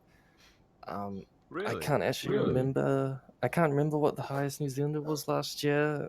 I think Emperor knows, but I honestly wasn't expecting to be like the highest place in New Zealander. That's just stupid. Should have been someone else there. But yeah, like I'm really proud of New Zealand. I think we did really good. I think like placings aside, all things considered, considering how stacked this tournament was, New Zealand did great. Yeah, no, they did really well, honestly. You guys had like so many people in top 32. You had heaps. There was like, it was like 4 or 5? Yeah, there was Neil, Dan Banta, Wowzer, Holy Emperor, Zazob. Is there any more? I think I want to say Cornwallis, but I might have to go back. I don't. I think Cornwallis was 33rd. No. Yeah, Cornwallis was eliminated by Genie from Sydney. So yeah, Genie. I don't remember if Genie made top 32. So yeah, I don't think Cornwallis made top 32. No, I don't think Genie made top 32 either. But yeah, like, dude, there was a super strong showing. It's like 5 people from New Zealand in top 32, where there's 13 internationals, and like the rest is just Australia. Yeah. So like it's a super strong showing, and also all the New Zealand guys are like fucking best, man. Legitimately amazing. Like, oh man, I was like drinking with them after and just talking to all of them, and we got gummy chicken with them, and like yeah, it was really good hanging out with all the New Zealand guys, and I'm very, very keen on coming out to, is it SXU? Yeah. I'm very keen on coming to SXU this year, so I'm gonna definitely look into that. Yeah, I'm pretty I'm much also confirmed. keen. I'm pretty much confirmed for that. Oh, very nice. Okay, that'll be good. But yeah, that was BAM. Wait. Can we talk about the path to Evo thing? Yeah, definitely. Oh yeah. Um, yeah. For those that don't know, BAM, Couch Warriors, an association with Twitch, was running a competition. We held it last year, but it was a lot more detailed this year. Pretty much last year the highest placing OCE guy got in Tekken got the trip, but this was like a whole league this time. You had people eligible to qualify from states, and then they had a playoff at BAM, and then they had a finals playoff as well. To make a long story short, who was it? Kajeski, Reck, and Daniel that qualified from the last chance qualifier. Am I remembering that right? Or No, so I won on points. Last chance qualifier, Kajeski won, right? no, because three people went through. Oh my Oh, god. okay, yeah. So Well, Kajeski, I knocked out Kajeski, I think. okay, So oh no, it was Dan Bante, you and yeah, Daniel. it was all Yeah, Daniels. it was all Daniels. It was all Daniels. And Alchemist was officially the highest placing OCE rep, but the humble guy that he is, gave his place off to wowzer. So shout outs to Alchemist for that generous gesture. So yeah, it ended up being on the last day. Reck, Daniel, Dan Banter, and wowzer battling out for the spot for BAM Path to Evo, and we had our man wowzer take the spot after that massive performance. He also gets another crazy performance and clutches it out. So Dude, that grand final was so much better than the band. I'm not gonna lie. I was actually hyped during that set. That was such a good grand final. Dan actually, did he reset 3-0? He reset really he clean. reset. Yeah. He reset 3-1, but he took 5 straight games on me. Yeah. Damn. Oh wow. Oh, that was such a good grand final, man.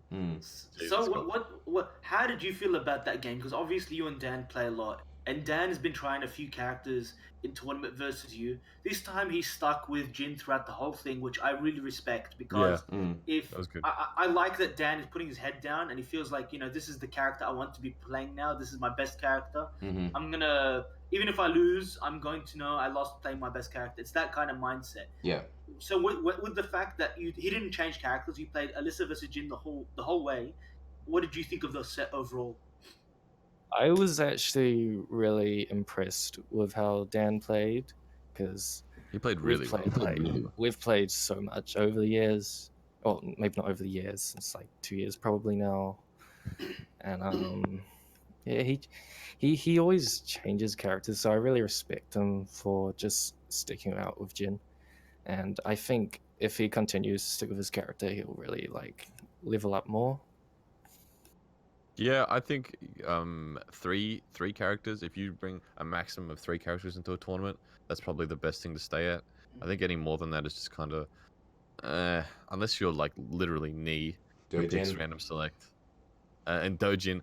Was it Dion that was telling us the way that Dojin picks characters? He does eeny meeny miny mo before the tournament set, and then he lands on a character and then he picks it.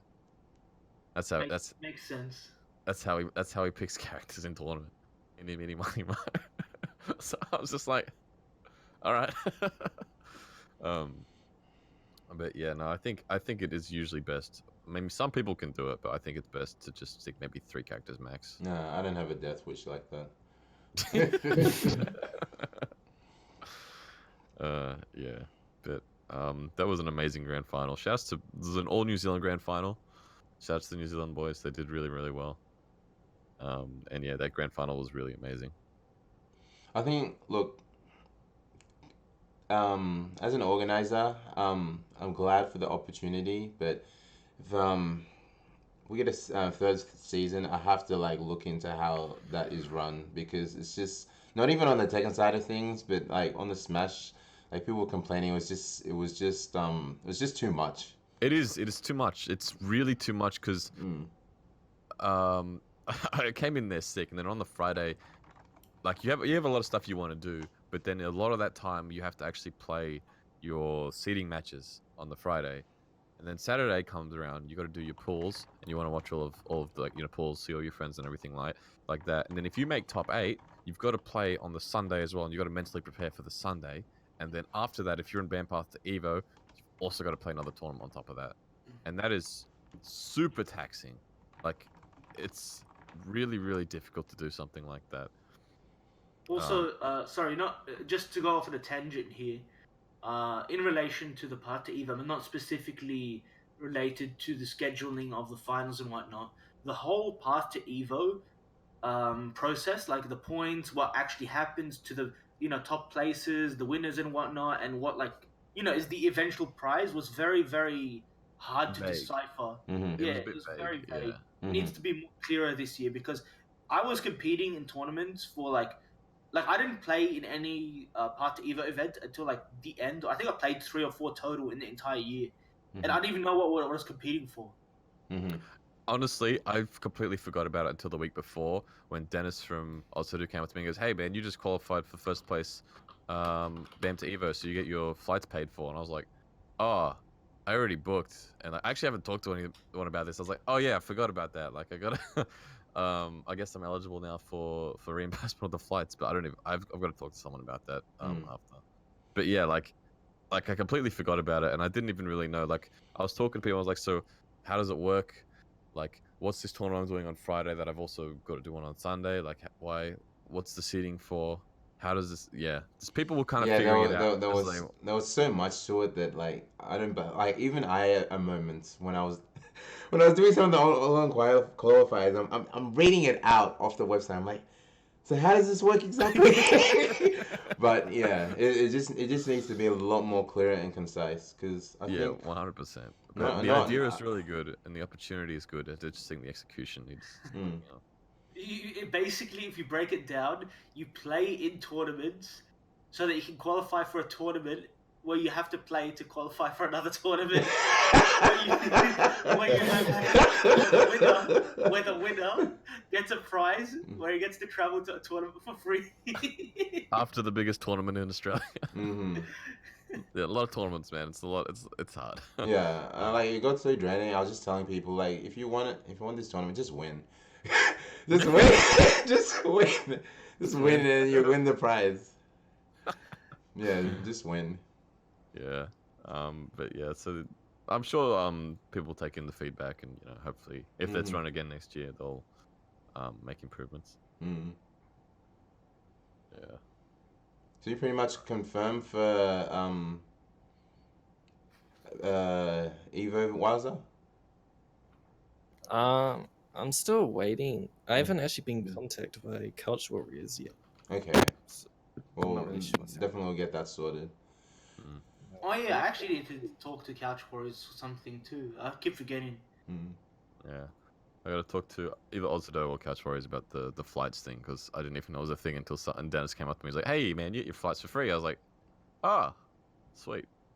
But yeah, we can do all that later. It's not a big issue. But yeah, no, BAM was amazing. Most memorable moments, guys? I beat Naroma. Yeah, that's an easy one for you, Reck. Yeah. I think I already mentioned mine. It's what happened after my match versus Chen Den Wai. Yeah.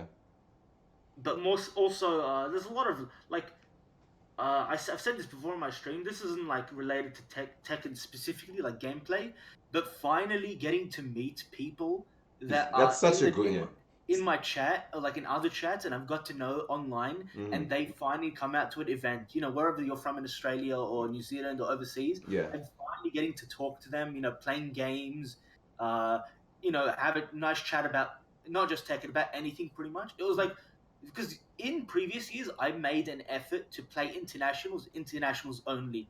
I barely would interact with anyone. This year I made it my goal to interact with as many people as possible and to talk with as many people as possible, and I would do it all over again. That was such an eye-opening experience to see how many new faces there are in the scene that I just don't know. Yeah. And I love that.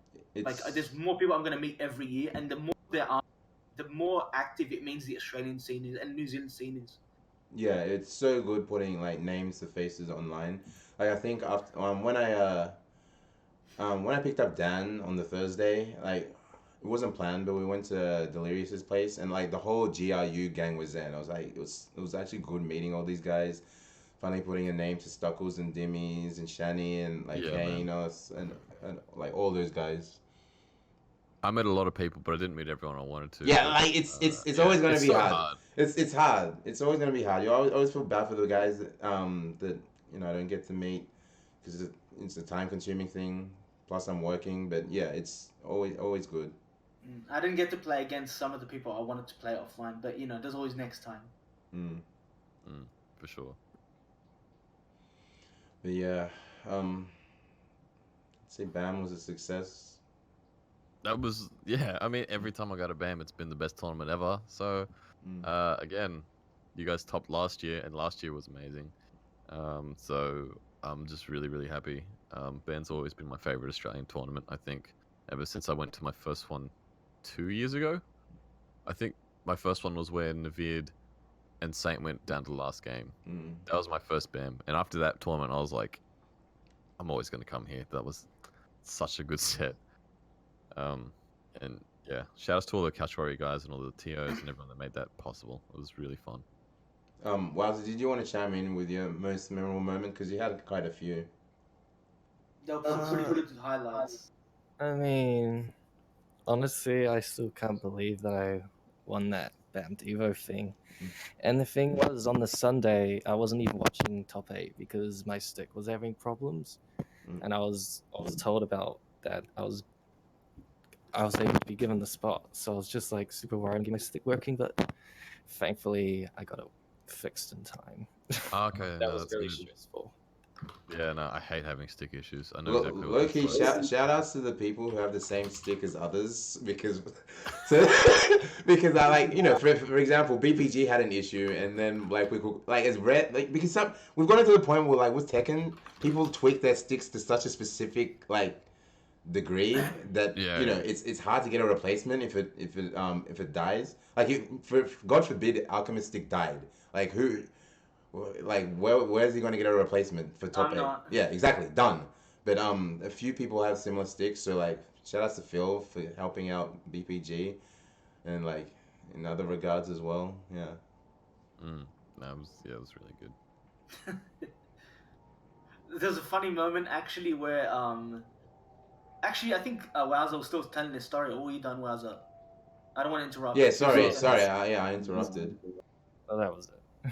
It was part the Eva. Yeah. What about the most improved player thing, man? Come on, you gotta bring that up. Like, I saw like a blur to me. Like, I can't. I'm sorry, I can't. I think the best part was good moments. the best part after you won the part to Eva thing. I saw you like not pop off, but you were like He's like shocked. Yeah, I just saw him. He's just standing there, and he's like. I can see you got up and you were like, Abby was presenting you the trophy or like whatever it is, and then like out of nowhere the most improved trophy or whatever it was. It's like just all the awards at the same time being thrown at you. Shocked. I was like, what's even? Oh, dude, you're a bit close to your mic there. We're getting a lot of feedback. Oh man. Yeah. Still there? Yeah, sorry. Yeah. Okay. Yeah, sorry, headphone users. But yeah, now Wowzer definitely deserve that most improved medal. I think.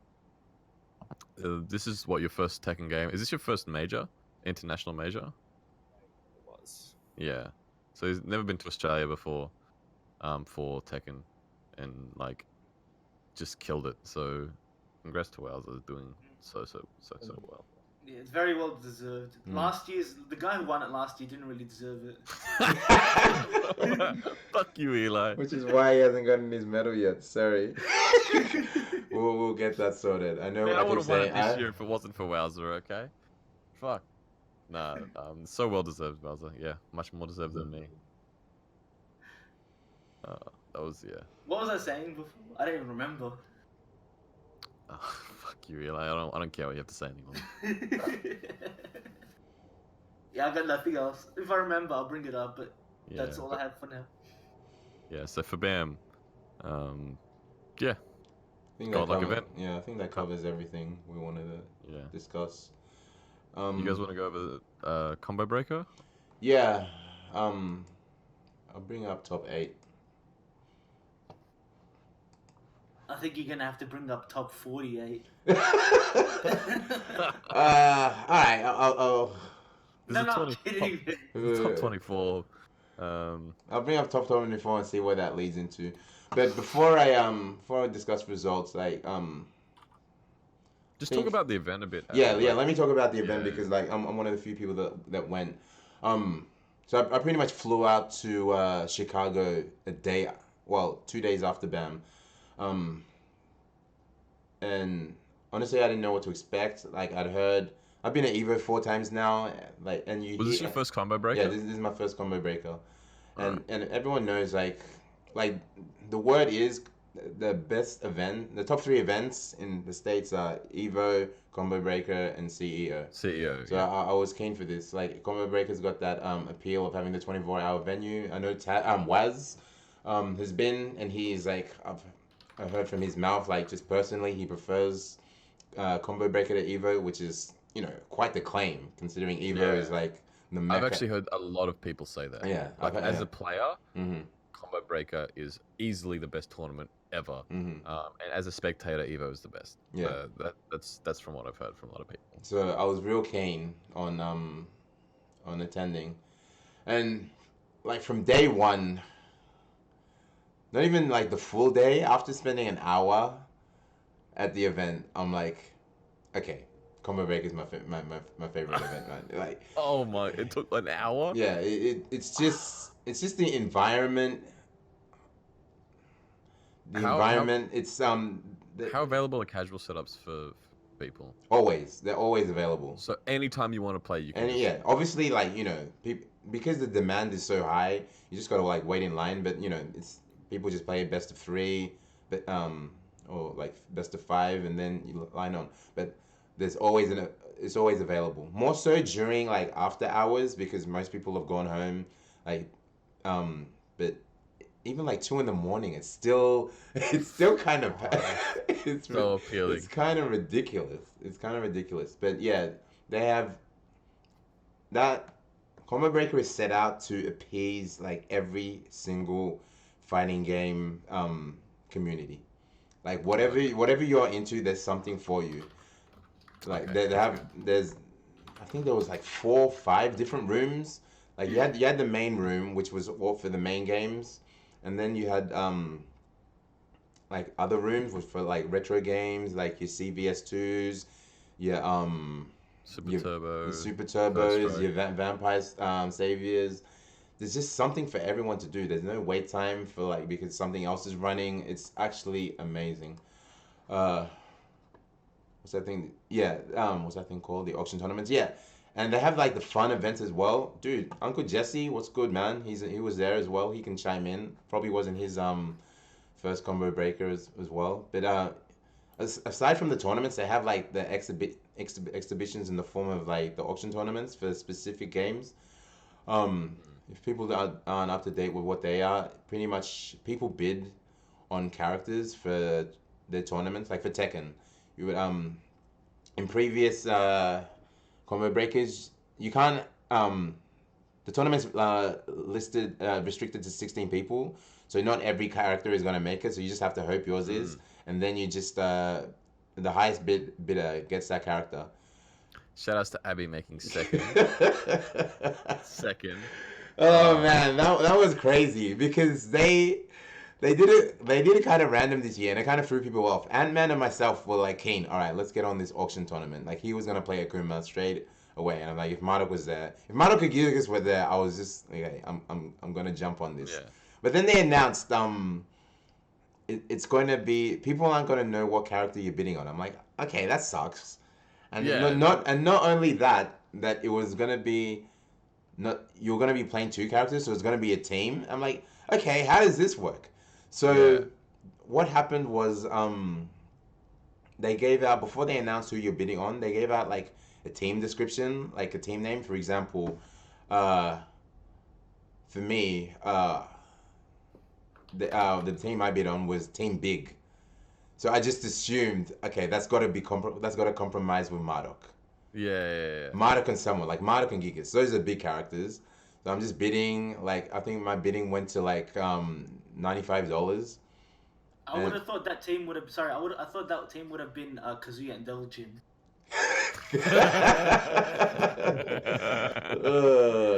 Team Brain. But yeah, so I won that bidding, and they read off Marduk, and then they read off Bob, and I'm like, what? I'm like, how? I've never played Bob in my life. I'm like, which is funny considering like the Bob era we were in during Tekken 6. And the way it worked was kind of weird because in your first match, it was single elim. In your first game, you picked one character, and then if you won, you had to pick the other character. So you so you had to keep swapping, considering assuming you won that game. So like, but it was just funny, the bidding war leading up to it, people guessing what characters they might be getting. Like I think Cuddlecore was bidding on the team that was called Weapons of Hand, assuming she'd get Alyssa. Yeah. But the team for that was Yoshi and Negan. Dude, I swear, half of us got baited bad. Half of us got baited bad. I love that they did. Dude, the worst was JDCR because he entered the auction, and everyone's like, okay, we're fucked. I don't know how well he knows like majority of the roster, but he bid it on the team Chain Throws. And most people just assumed like King and Armor King. But he won the bidding war and they read out King Nina. It was actually godlike. It was actually hilarious. That's so good. Dude, and people, once the bidding war was over, people were just rushing to their friends. Dude, how do I play this character? Dude, I hit up like the Melbourne boys. I hit up Gunmo, like, dude, please, like, what's the cheapest things I can do here? Give me a B&B. It was just people rushing to their friends. Dude, how do I play this character? It was actually fucking hilarious. I think another funny thing is Runner Black bid on the team name. What was it called? Hot Hands or something like. I forget what it was called. Assuming that it would be Hot Topic. And I don't know his reasoning for it. Yeah, I don't know his reasoning for it, but I assumed he thought Jin would be on the team, but that bidding went to like 110 or something, and they were reading it out, and he got Devil Jin and Lucky Chloe. It was actually hilarious. He just fell to the floor in distraught. Yeah, that's beautiful. Yeah, a lot of people. Some people got like their mains, like Shadow 20Z got Claudio and Geese. What was that team name? Blue Stuff. Come on, man. It's like they wanted him to win the tournament. Okay, yeah, all right. And MYK got the team name You Punch, I Kick, which is obviously Steve and Harang. Steve Harang, yeah. Mm-hmm. Okay. But yeah, some people got their characters, some people didn't. I was lucky. I got Marduk. I had to like luck it out with Bob, and like I didn't have enough time to discuss tech because it probably would have done me well to like pick up Bob first and play Marduk second, but I didn't want to take that chance. I didn't know how well Cuddlecore knew like Yoshi or Negan, so I think it was just by a sheer miracle I made it to second, which I didn't think second would get paid, but when I found out, I was like, I'm good. Like yeah, it works. Yeah, Shadow 20Z obviously knew Geese better than I knew Bob, so I was just like, it is what it is.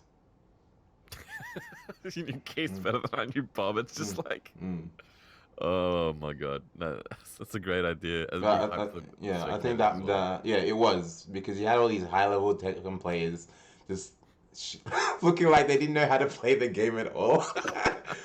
Like my first match with Bob was just like legit went down to the wire. I was playing against Noctis, and I'm just, yeah, it legit went down to a pixel. I blocked it down back 2, I think it was, and punished with while standing 4, and just won. Sounds about right. Yeah. But yeah, that was the auction tournament. The whole tournament as a whole was just great. It's so well run. Like the organizers are on clutch with how we'll run everything on time. Like it's great from a organization point of view and a player point of view. It's just Shout out to the Hado Rick, right? yeah, Rick the Hadu is like legit amazing individual within the FGC. Like I cannot say enough good things about that dude. He's legit putting on like an event for the players, for the FGC, just in every way possible. Yeah, The best, like it didn't take me long to be like this is better than Evo. Wow, Yeah, okay. it's better than Evo. I mean, Evo is what it is because it's had the years and it's a spectacle. It's got the appeal of the finals day like stadium, but as a player, Combo Breaker just blows it out of the water for me, man. It's just Combo Breaker 2020 dread yeah, making dude, me very. I'm very keen. 100%. I'm very keen. I just want to 100%. say, Combo Breaker was the first TWT event this year that I didn't stay up to watch, and I regret it. Yeah, That is- dude, that top 8, That not even top that, not even that top 8, that top 32. It's just If it was a top 8 on the last day, I would have stayed up, but it was a top 24. Oh, And it was like at okay. 1 a.m. So the thing is, Yeah. when I woke, like as soon as I woke up, and I didn't put an alarm on anything. Mm. Literally, the moment I got up, I turned on my computer. I saw that I put on like tethering because I didn't have internet yet, so I put on tethering on my phone. It took like 20 minutes to get it working, and the moment I got internet, I hear that Knee versus Anakin is starting, mm-hmm. and I was like, Oh, yeah. oh boy. Mm-hmm. The That's timing is perfect. Dude, that match. Oh.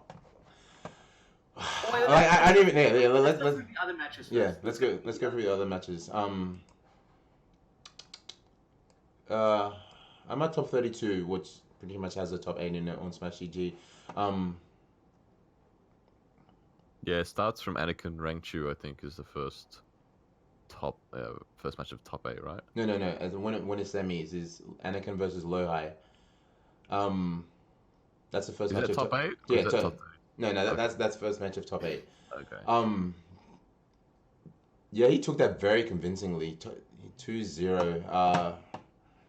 I didn't see this one, actually. It's a blur to me, to be honest. Sorry, but I rewatched it. It was godlike. mm-hmm. The way Anakin was playing this whole tournament, Mm-hmm. like you could see that he was doing that thing where he was giving very little respect to his opponents. He was playing very fast. Mm-hmm. He was making really good reads, like Mhm. really good reads, He- and it would always pay off. Mhm. I think he played so fast that his opponents were like, it's a first to 2.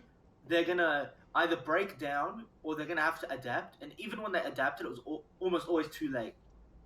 And Mm. like, it showed because Anakin just breezed through everyone. Basically, it wasn't easy, obviously, but it showed that he was confident. He was playing well. He knew what he was doing and what he wanted to do, and it just paid off for him. Yeah, his confidence to playing at range 0 was so crazy. It was actually crazy. There was Very- something I wanted to bring up in what he was doing in neutral, but I'll wait until we talk about the last match because I think that's where it came out the most. But yeah, we'll go on with the rest of the top 8 first. Tasty Rangchu versus JDC. JDC. I did not see this one either. Actually, wait, did I see this one? Rangchu won 2-0. Yeah. Yeah, I do think I did see this one. He played Bears. I remember he played Yeah, Panda. he played Yeah. Panda for the majority of this tournament. Yeah. So it looks like he got his confidence from BAM, where he's like, he's gonna play his main now. Mm-hmm. And yeah, so it looks like it worked out for him. He 2-0 JDCR and winners. The run back from BAM. Oh, yeah, it is. It is the run back. Where are we? Yeah, Chanel Karuko. Actually, no, that's not top 8. No, I think JDCR Chanel is the first losers match of top 8. No, Chanel versus Peeling is. Oh, sorry, Chanel versus Peeling. Yeah, you're right. So this match was actually very interesting because it became a running theme of that weekend that Lei was the Koreans' kryptonite because so many Lei players took out Koreans during this tournament. Really? Yeah. I know what that's like. I can't remember. I think I'm trying to remember the instances, but yeah, there were a lot. I'd have to go back to the rest of the bracket. It happened at least 3 times. Okay. But I think Peeling lost the first game with Lei, but then he did the switch to Xiao Yu. Second match was very, very, very close, but Chanel just took it over Peeling very confidently in the third one. Shout out to Peeling. I think outside of Anakin, the highest placing American. Tied with Rickster. Rickstar in Jesus Christ. Me. Did you guys all see this match? Jesus Christ. This was the most hypest shit. Well, I want it. Shout outs to Rick Stuff for being a commentator and making top 8. You know what that feels like, right? Oh man, that God, the slow mo where he does a super after a hatchet, and it slow mos into him. It looks like a key charge. Yeah. I didn't know what was The going on. moment was so surreal because I didn't know what was going on, but as it transpired, I'm just like, what is going on here? For those that don't know, in that particular round, Knee was down like a good 70%, but did like a massive comeback. Got a good combo against the wall. After he got up, he went for rage drive. Rickster, I don't know if he did. Obviously, I'm assuming he did this intentionally. Woke up with super, which is invincible frame 1. I want to say. I think it's frame 1. I think. And I don't know. Because of the way that animation rocks, he kind of takes it like a back step. So it missed the rage drive entirely, and it just ended up killing him. And the crowd like erupted on some next level. It was actually ridiculous. There are clips out there. I'm sure everyone's seen it. Pretty sure. I mean, I think it's one of the most hyped things I've seen ever in Tekken 7. It was so good, and you guys know my hatred for Akuma. Yeah, fuck Akuma. Yeah, but that was godlike. Yeah.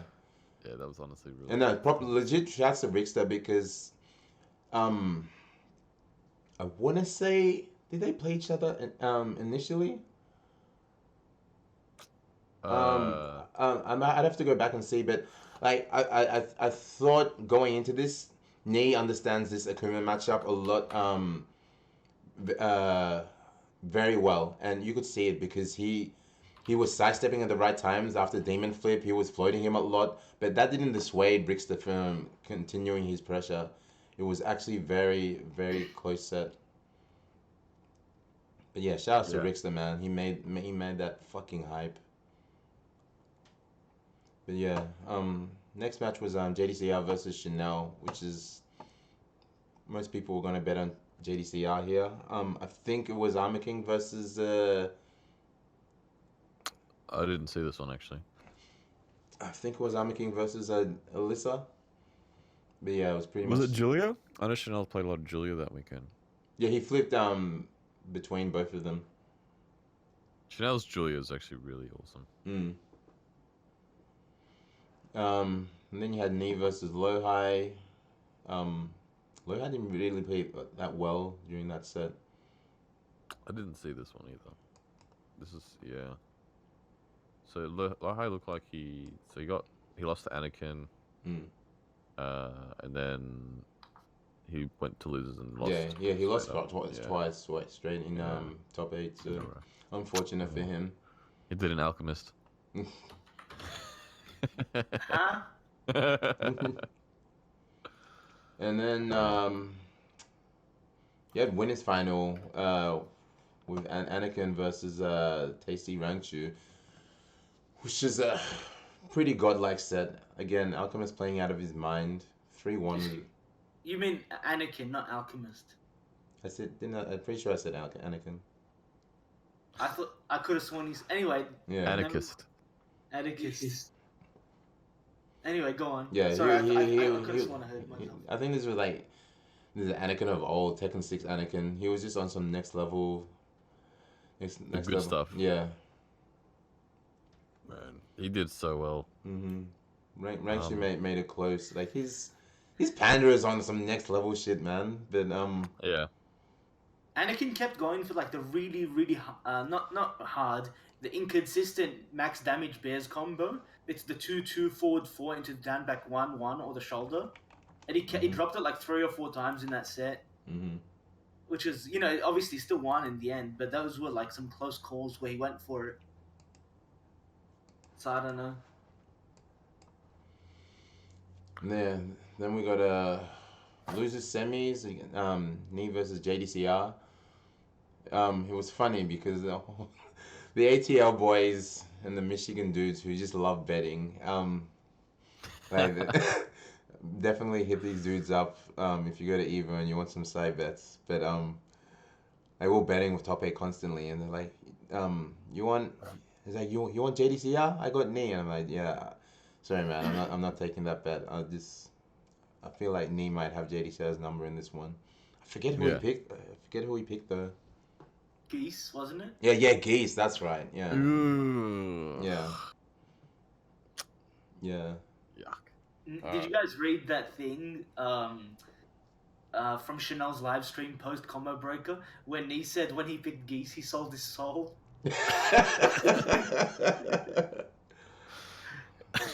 It's true. So Geese versus Armor King? Yeah. Alright, yeah. And then Nee gets his revenge on Rangchu. 3-2 looks like. I didn't see this one either. This was crazy. Like I sorry because for the inaccurate detailed description, but a lot of this is a blur to me because but I remember specifically this match when Nee had picked Geese, and then it came down to 2-2, and he went to character select, and then he actually was stuck there for a good like 15-20 seconds, and it was just floating around the roster, and then boom, everyone was like, who's he picking? Falls straight on Kazuya. And like everyone's like, why? Like Chris and Admin were there, was like, why? And I'm like, it's probably so we can 50-50, baby. 50, yeah, get the 50-50 and get the easier launches on his lows. Like, I forget. Correct me if I'm wrong. If he gets a clean while standing 1-2 punish on down back 2. I'm actually not sure. What is this? Sorry. Does Kazuya get while standing 1-2 on bear down back 2? Not every time. Sometimes a second hit whiz. Yeah, that's the thing. It's the same with Steve. Okay. Range. But there was a situation in the match. I think it was like fourth or last round where he did got it, and I was telling him that's one of the reasons why he switched. At least one of them. But yeah, I think he switched because it was a 1-to-1, and he wanted to pick a really good 1-to-1 character. That's it. That probably too. Wave dash is really good against bears because if you have really good lows, oftentimes bears get away from them because of their hurt box. But with wave dash being a thing, it kind of gets that out of the way where they can't really get away from you, and they can't really step as effectively versus Kazuya anyway. So that's another factor. But yeah, he ended up taking that. That was like another hype set. And then you had the grand finals. Knee reset on Anakin 3-2. That set was amazing, man. I saw this set. I was just like, Anakin actually played really well, and I think Nee brought it back. Was it both times? So Anakin was ahead in the grand final on winner's side. Then Nee brought it back like 3 games straight, and then Anakin. Actually, no. And then it was like Nee and Anakin in the losers were sort of swapping games. But yeah, I think it was 2-0 Anakin's way in grand final winner's side. And then Nee picked Paul and bring it back 3 games. Yeah. God. So this was what I was going to talk about earlier. If you watch the set where it's Nee's Devil Jin versus Anakin's Geese, what Anakin was doing at range 1-0, where he would dash in and mix up with forward 1 and forward 2, which is running 2, which is the overhead hit. And that, if you're doing a fuzzy guard where you step left, duck, that will completely beat it because that has some track into that side. It can walk it, but if you take 1 step, it'll hit you. and on hit that move is plus 11, so you get a free forward, Forward 2, I two. believe. Yeah, Yeah. 2-1 whiffs. But the way he used it was he'd mix up the timing of forward 1 and running 2 because they're both mid, but one of them has slightly better tracking. So if you predict your opponent is going to go for a fuzzy low timing, you do while running 2. If you think they're going to go for a fuzzy timing, or if they're just going to dash and block or block low or whatnot, they use forward 1. Obviously, forward 1 is the better option because it's faster and has less chance to whiff. And if while running 2 whiffs, the recovery is absolutely awful. It's like one of those moves that you could basically dash up, do like Delay three wave dashes into hop kick, and it'll punish, which is like a lot of moves with Jack. But the moment knee switched to Paul, that whole strategy goes out the fucking window because Paul has down forward 2. And yes, you could say Devil Jin has electric and all, but the way Nee was playing Devil Jin was he was using electric as a punish tool. He wasn't using it as an anticipation tool or keep out because he was scared. I'm going to whiff electric, I get down forward 2. The moment Nee picked Paul, everything was just timing check when Anakin comes into like a down forward 2 or into a good step. Like these steps that Nee did. Oh my god! Yeah, He stepped everything. He stepped everything when he needed to, and that's how he won so many rounds. Step into like rage out combo, step into combo, and whenever Paul gets a combo at Jack, he gets into a wall. That's big damage. The big damage, yeah. The big damage. That's a big dick damage right So there. you can see the adjustments Nee made, and how the longer the set went, the more things started going in his favor because he was becoming more and more understanding of the way he had to approach the Paul versus Jack matchup in that specific situation. Needless to say, Anakin obviously kept up. Like, it's not like Anakin fell behind. It was 3-2, 3-2. Yeah, he was still putting in fucking work. He was playing really well. It's just that Nee just came out on top because, he had the better reads and, he just prevailed in the long set. The thing is, you can't, like, Anakin, I think, had tournament point twice, and you can't say he played badly. He played really well. Just Nee, like, clutched it out. Man. That's all it is. He's been working that clutch muscle out. He knows what's going on. He knows what to do. Yeah, but I'm very happy that we got to see Anakin. He's one of the nice. I've never personally met him, but I watch him stream very often.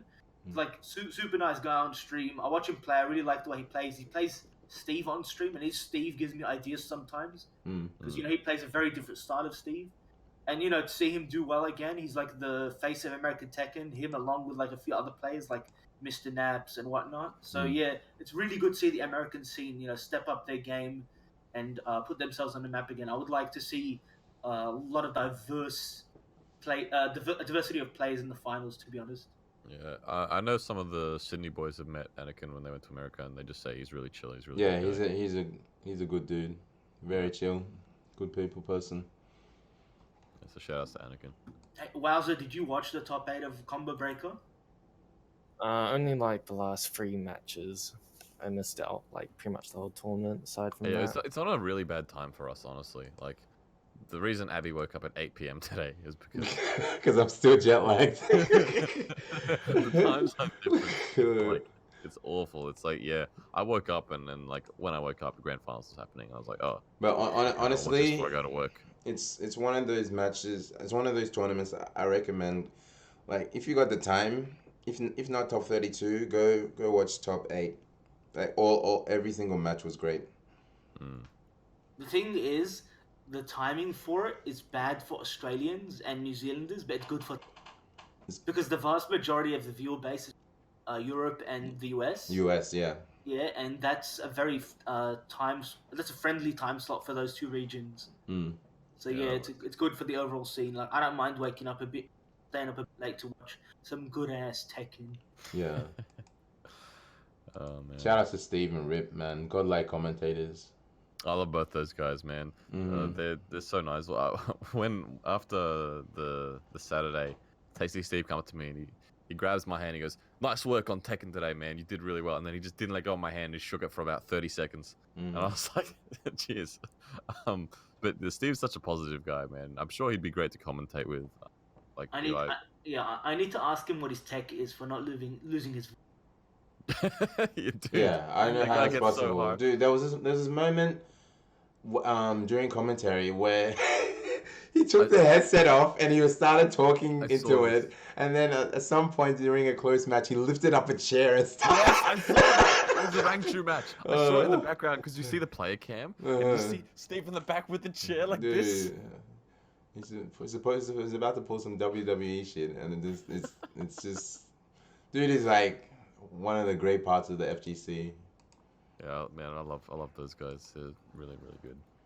Yeah, he's amazing. Like I got to have like a couple of words with him after, which was good. Spoke highly of BAM as well. But yeah, don't speak to people after commentary. Is that the tech? Nah, that's not the tech, man. I can tell you. Yeah, 100%.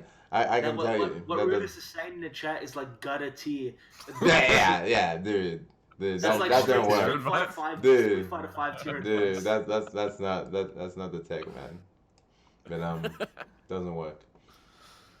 But yeah, legit, Combo Breaker is amazing. I highly like. It's so good that I want to recommend people make it out there instead of Evo next year. But you know, I understand. I'm going Evo this year probably. So if people are going to Combo Breaker next year, I'm probably very keen. I told Yusuf, like, because I'm sure he's heard it before from other people. But as soon as I go back, I told Yusuf, look, man. On some real shit, Combo Breaker is better than Evo. Like, you better get your ass down there. And it's like, yeah, I've heard it from other people. 100%. I'll go next year. And like, sorry, go on. And just to quickly wrap up, I told people, look, I understand Evo is like you have to attend once if you haven't. And once you've done that once, definitely hit up Combo Breaker. Definitely. The Uncle Jesse, like, obviously people don't know, like, they should know him. He's in our chats. He's runs his own Tekken channel. He was there. Evo's overrated, hot, expensive, far hotel, no casuals. That's one of the main things. There's no casuals. Like, there's no casuals. There's always something You need to play. a salty suite. You need a salty suite, from what I've heard. Like, you need to know people who have setups in their hotel rooms. Then it's really good there. But otherwise, yeah. And just like, the scale of Evo is definitely bigger than Combo Breaker, but you wouldn't know it because, like, the room is massive, but there's so many people that there's so many people that's not overbearing, but you can tell this crowd, this hall, this venue is full. The vibe is so infectious. It's actually ridiculous. One thing Evo has over Combo Breaker is things to do in Vegas. That I've said. That's the only thing. I was literally going to ask that, but coming from someone like Jesse, who, who's attended a fair few of US tournaments for it, because I was going to ask how is it Chicago compared to Evo in terms of things to do. Well, the thing is that the particular venue is so far out of the Chicago city. Is just it's in a remote area. There's legit just. Yeah, there's nothing. There's nothing to do. But that's the only thing Evo has over Combo Breaker is stuff to do outside of the venue. Alright, so Abby, did you have deep dish pizza? Yes. How do you rate it?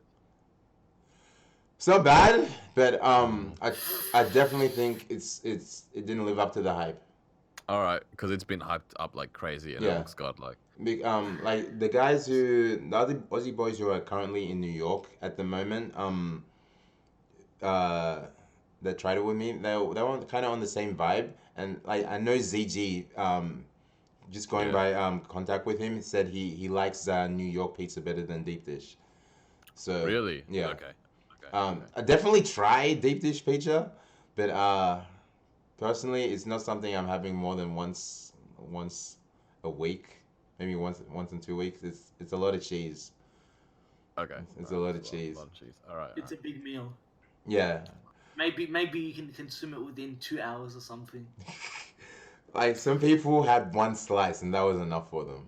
That's how filling this thing is. I want to touch a little bit on Oceanic boys who went for Street Fighter and Mortal Kombat. Yeah. Ghost Chips had a god tier run. Oh my god. Dude. Oh my god. Like shouts to Ghost Chips. Like put some respect. if you don't know about this dude, you definitely know about him after after Combo Breaker. So Ghost Chips is a goddamn god. So like I was talking with him, and he had a very hard pool to begin with. There were like three or four notables in his pools, and only 3 people can make it out. I think he had Brian F, Goichi. There's another one. There's another one, but I'll have to go to pools. But he initially lost to Brian F. He was up the first game, and then had to pull the run back. And did you actually watch his matches? Yeah, I watched this. I watched the second match against Brian F. And dude, dude came back against Brian F like hardcore, man. He did so well. He did so well. Like Gustavo had to come in for the assist with the advice for Brian F. But still, it wasn't enough. Wasn't enough. All right. Wasn't enough. And then eventually, he had to play Go 1 on stream to make it out of pools. And he won that, dude. Amazing. Dude. And honestly, it was free. Yeah. I'm not gonna lie. Yeah. It was free. Yeah. It made Goichi look free. I was just like, is that like, does this dude play Street Fighter? Like, obviously he does. But that's how well he played. Goichi has made top 8 Evo for Street Fighter once or twice. I'd like to say at least once. At least once. It's been at least once. And then just Ghost Chips ran through him like a train. And I watched that and I was just like, made it look easy. Yeah. He legitimately made it look easy. He did so well. And then the sad thing is, both ZG and Ghost Chips qualified out of top 32. If they had both won their next matches, they had to play each other. I know, I did hear that. Oh, Yeah. you know, Ghost Chips actually he beat MOV as well, the other Chun god from Japan. He just don't play Chun against Ghost Chips. That's the lesson here because 100% you get wrecked by one of New Zealand's best, if not the best. I think Ghost Chips is undisputedly the best Street Fighter 5 player in New Zealand. I think he wins pretty much every. I mean, I don't 100% know, but I do think so. I think people can confirm that. But yeah, he had an unlucky run with I forget the guy that he lost to. Mojo. He lost him, and honestly, Mojo went on a tear this tournament. Like I saw, he beat Luffy. He made it out into top 24, beating Luffy and Ryusei. After he beat Ghost Chips, he beat ZG, Ghost Chips, Luffy, and Ryusei. So he just like that guy. I actually don't know who he is, but he just. The thing is, Ghost could have beaten him. He was up one game. Didn't see it. It wasn't on stream. But ZG, if you check out ZG's Twitter, he live streamed it. So if you want to watch that match, I'll put that in the show notes. Okay. He definitely could have beat him. Definitely could have beat him. It's just unfortunate. Ghost Chips got that potential, man. He can definitely he's 17. You know he couldn't enter Mortal Kombat at BAM. He's too young. So yeah, prodigy right there. Let's go Ghost Chips. Can't wait to see him do more damage. Yeah, ZG, Ghost Chips both had a good run. And man had a decent run in Street Fighter. He was kind of disappointed with his second run. He had the same deal with me. The guy he beat in winner's side, he ended up losing to make it out of pools. But Waz, another fucking MVP. Dude. Holy shit. Waz's run, oh my god. He absolutely tore shit up. He beat Dragon 2-0. Which is arguably like top 2 players. Top two seed in the tournament. He came second at Summit. Obviously a high ranked player, and it's just he had like one match to make top 8 on winner side, and Waz played like the cleanest MK I've ever seen him play. It was ridiculous. It was ridiculous. Yeah, Waz is monstrous, man. He lost 2-1 to Scar, who won the entire tournament. Game. All because of a fucking if people don't know, look, okay, it wasn't just down to this, but there was this instance where Scar did a brutal on him to take the set.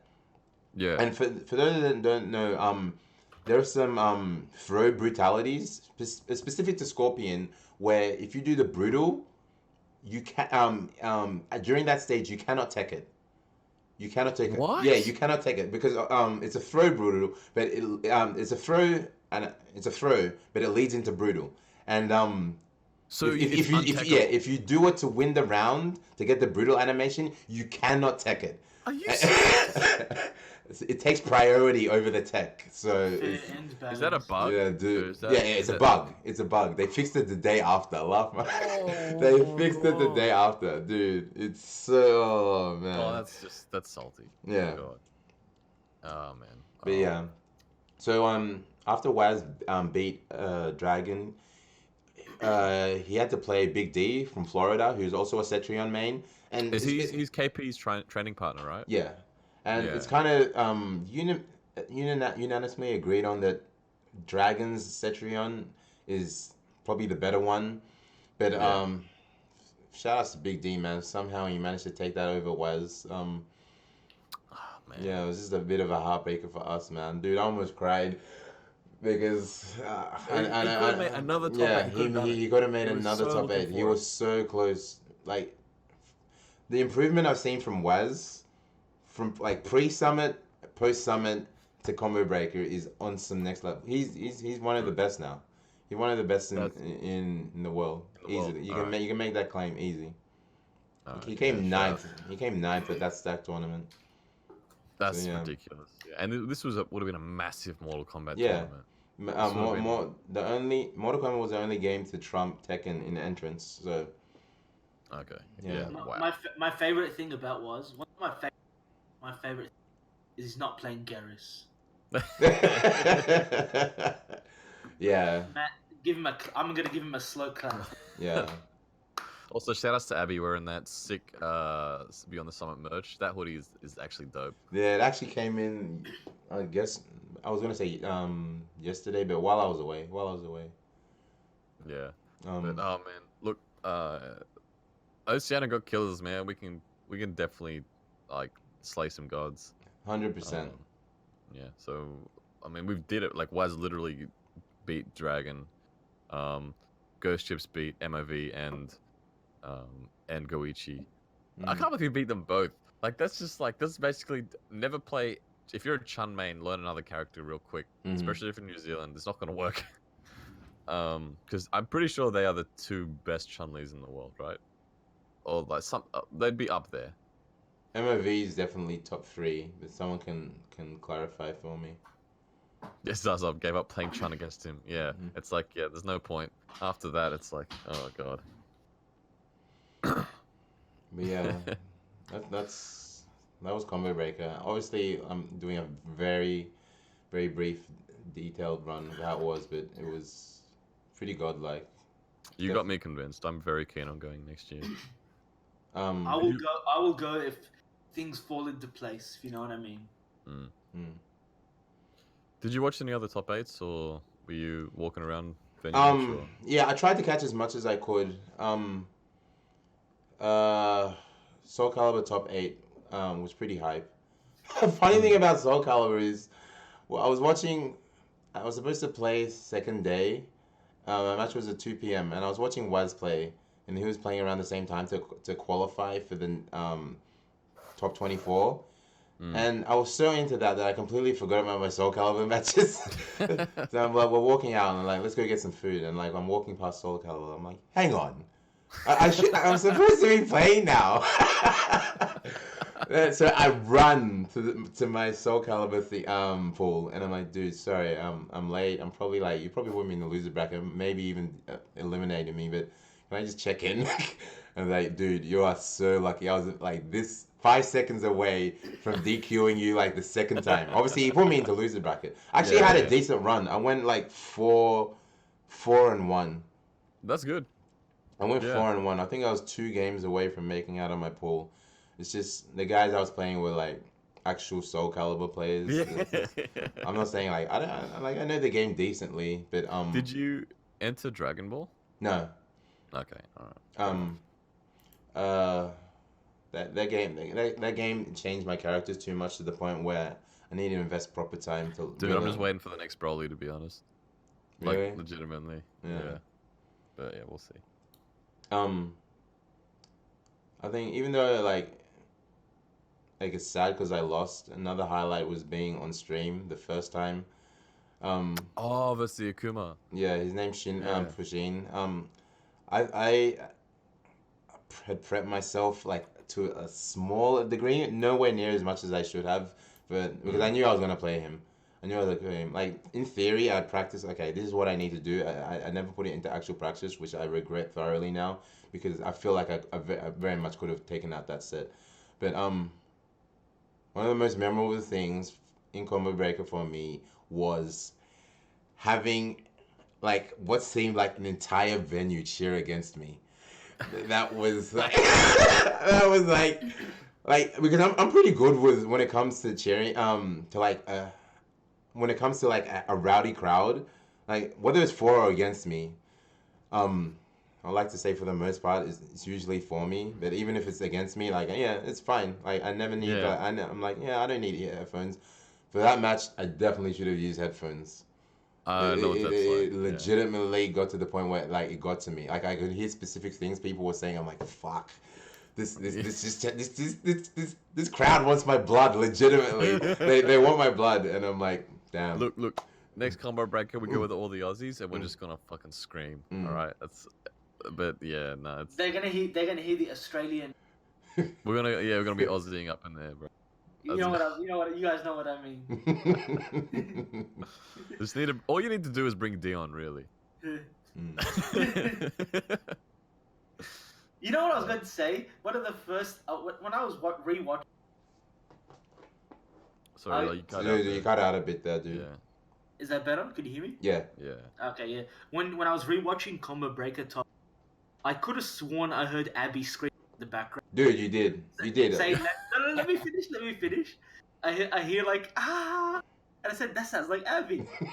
And then later on, it was like Anakin versus me, and I just hear, "Let's go, Anakin." I was like, "That is 100% Abby." And I just hear your voice like, in the crowd of like 1,000 people. I just hear your voice. Dude, like during some of the like. Sorry. I should say, how is one Australian being?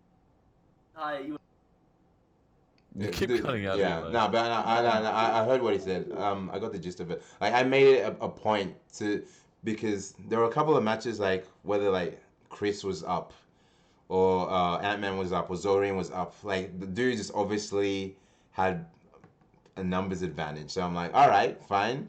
They got 3 people. I'm just gonna have to be as loud as these 3 people. So just yeah, I cheered as much as I could.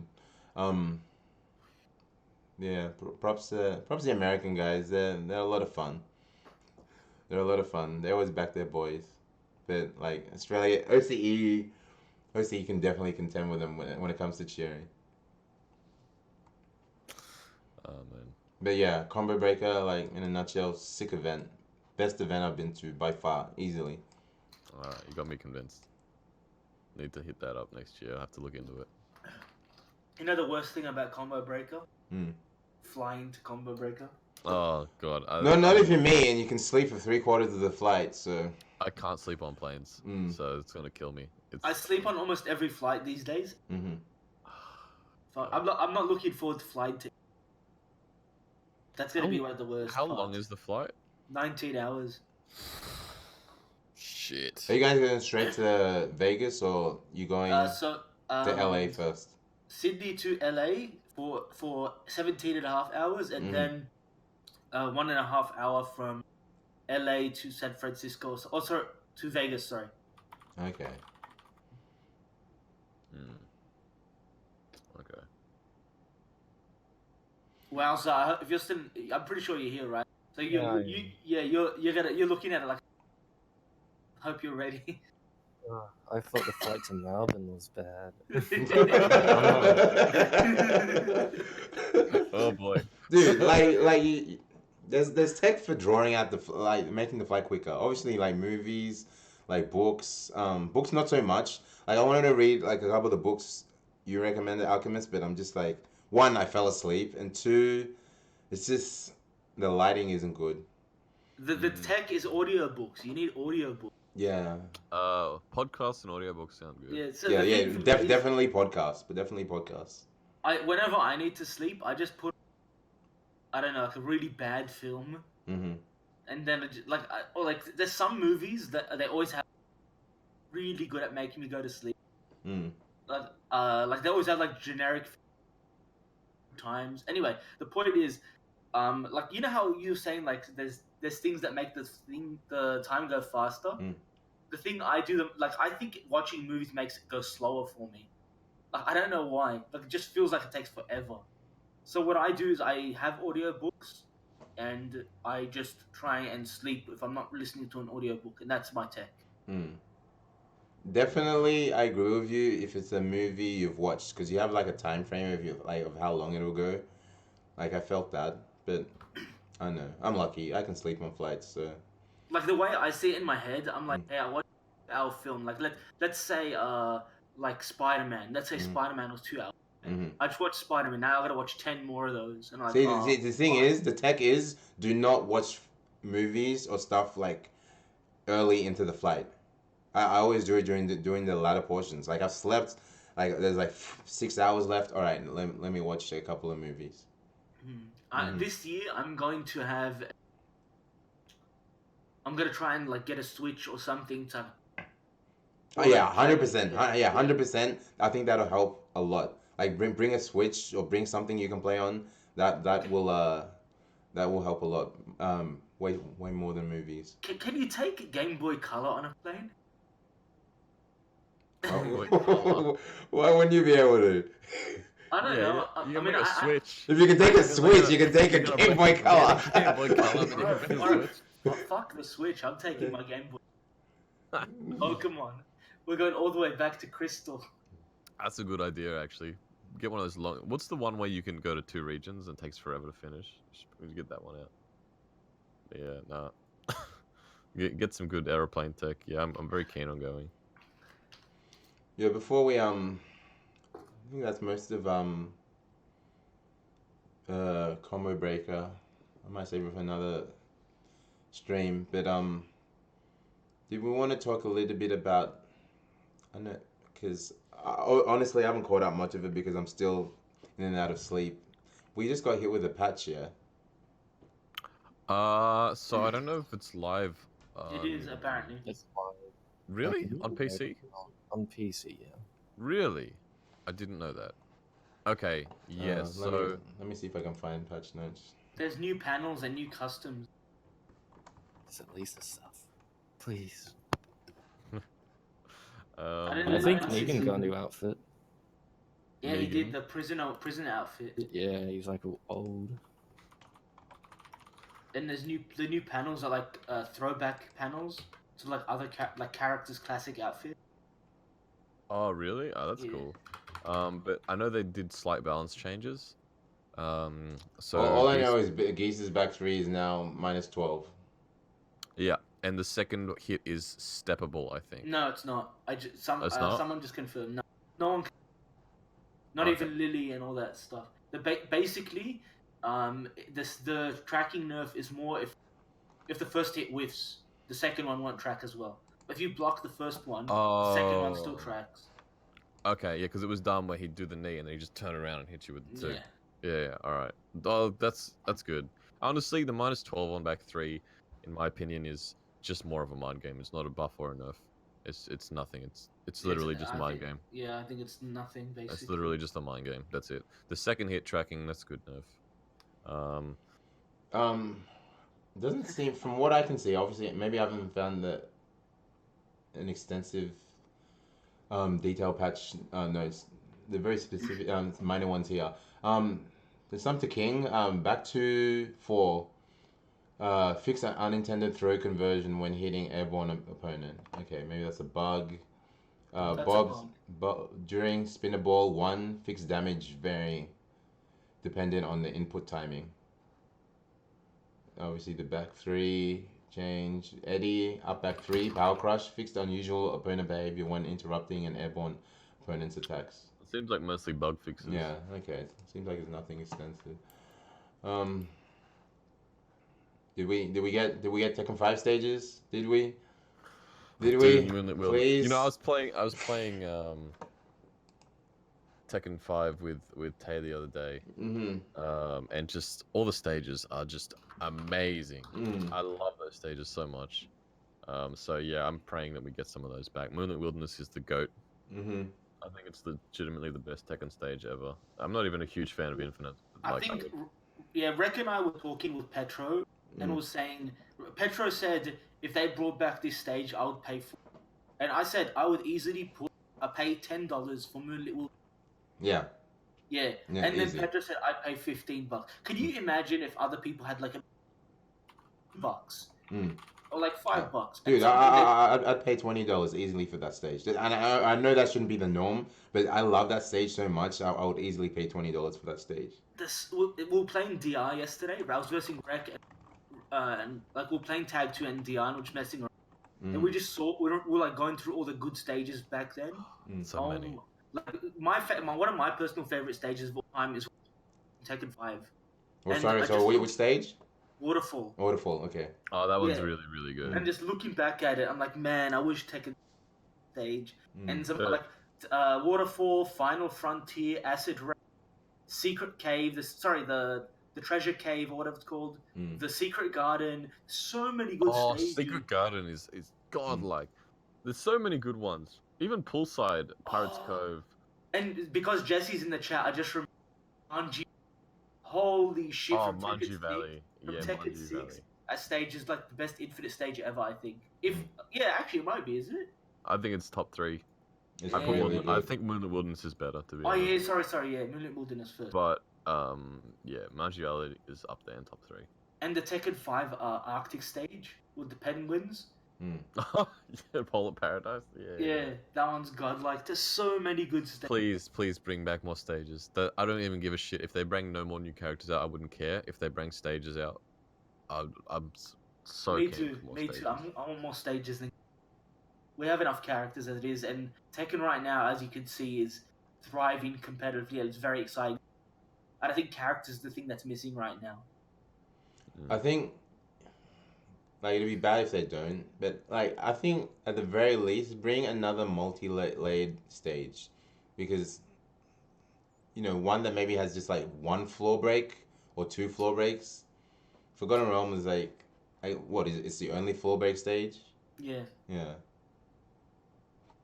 I really like Training Stage from Tekken Tag 2. Yeah, I really like that too.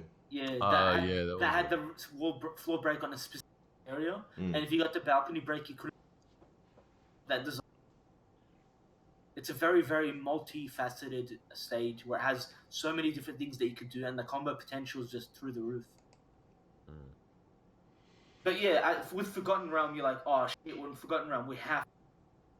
Like that's it. Yeah. Like anytime you get a combo, you want a floor break, basically. But with Training Stage, you had to be in the right area to do the floor break combo, which I think adds a lot of flavor to like the combos. You want to like, you think to yourself, hey, I'm this far, I need to get the wall carry before I get the wall break. So what combo am I gonna do?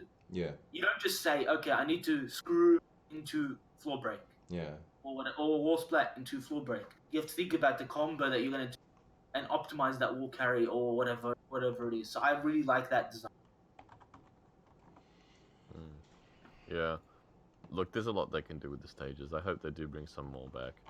Oh god, give me Wilderness back, man. Oh my god. Just playing on that stage the other day, I was like, I just want to keep playing this game. Like, these stages are too good. But yeah, we'll see. We'll see what they do with it. Alright guys, we're at the tail end of the podcast, so let's get to that section where we ask our guests some questions. Wowzer, you're on the hot seat. Uh-oh. Don't let, we're usually pretty tame, but the chat is a different story.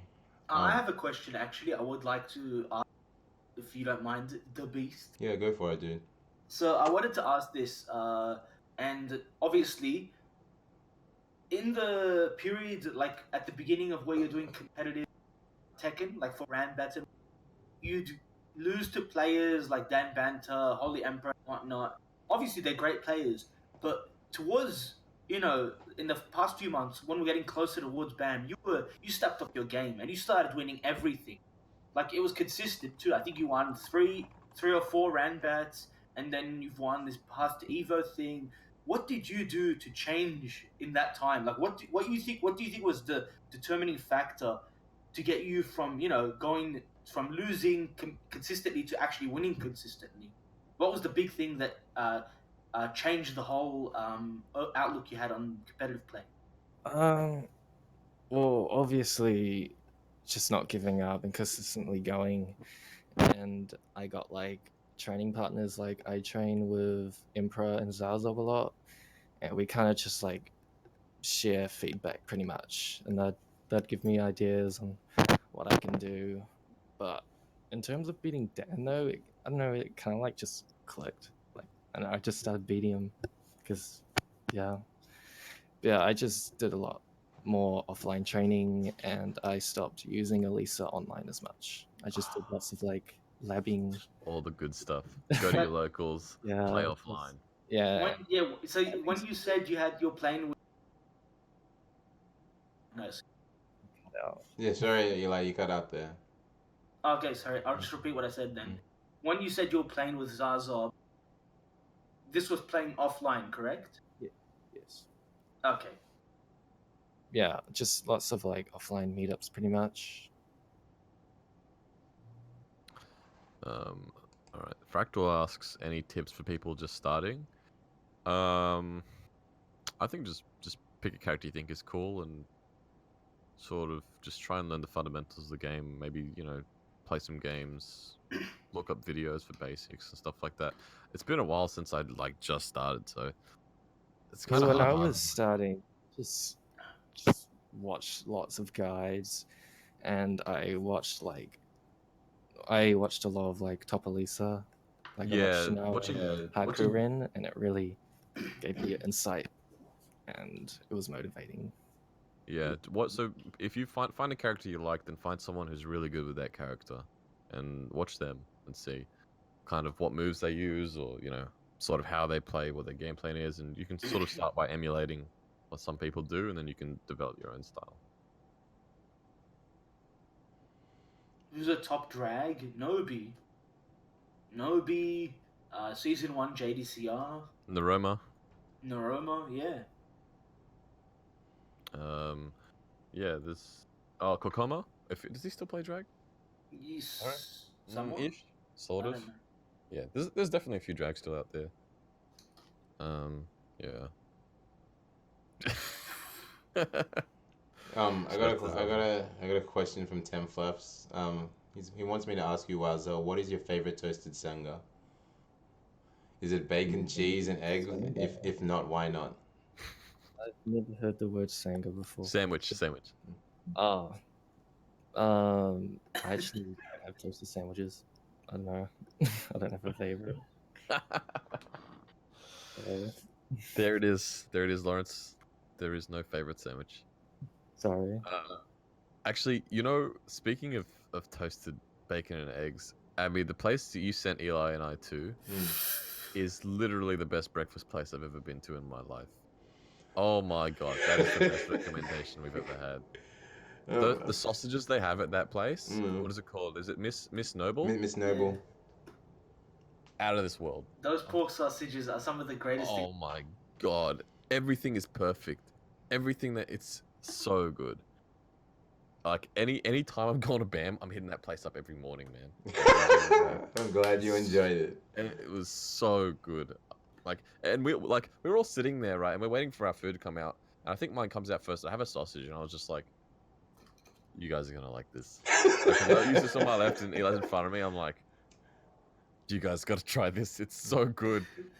Oh man, but yeah, Melbourne food is actually like super high tier. Melbourne food is really good. Well, Chopper in the chat is asking as well. 5NZ. I mean, I'm pretty sure. Free. Yeah. Did you not see that BAM tournament? That BAM? I don't know. That's free, man. I reckon Wowzer's top 3. I'd say easily top 3, right? I don't know. I actually don't know enough about how you guys place, but you've won the last like 3 Rambats, right? No. You've made top 3 almost everyone. I think I got 4th or 5th. Going off the rankings that Zazob sent me. Usually it's Zazob and Dan Banta, top 1 and 2.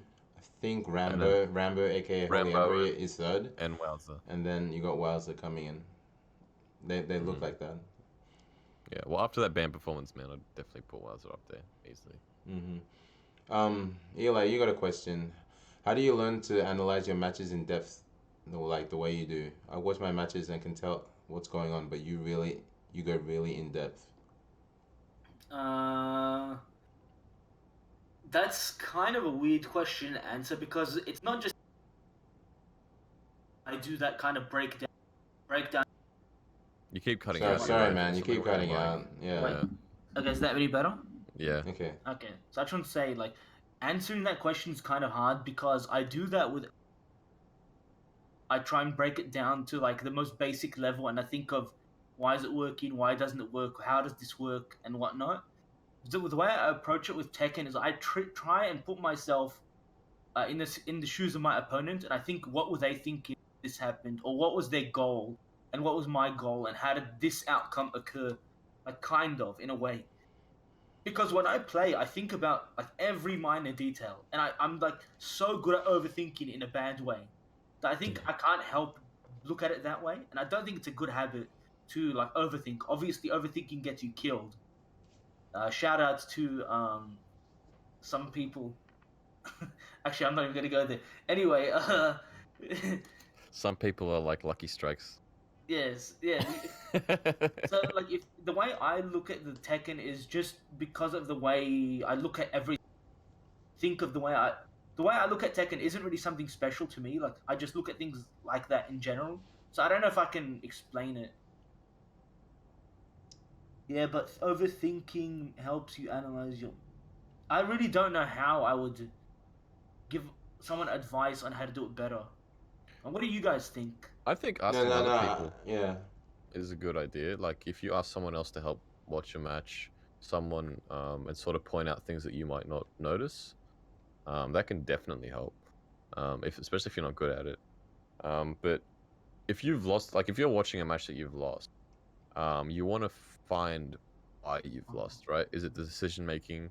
Is it you didn't punish properly? Is it your spacing's off? Is it your whiffing stuff? Is it your timing is bad? You sort of want to see what the other guy did to beat you and see why it worked and what you should have to change. Sorry, go on.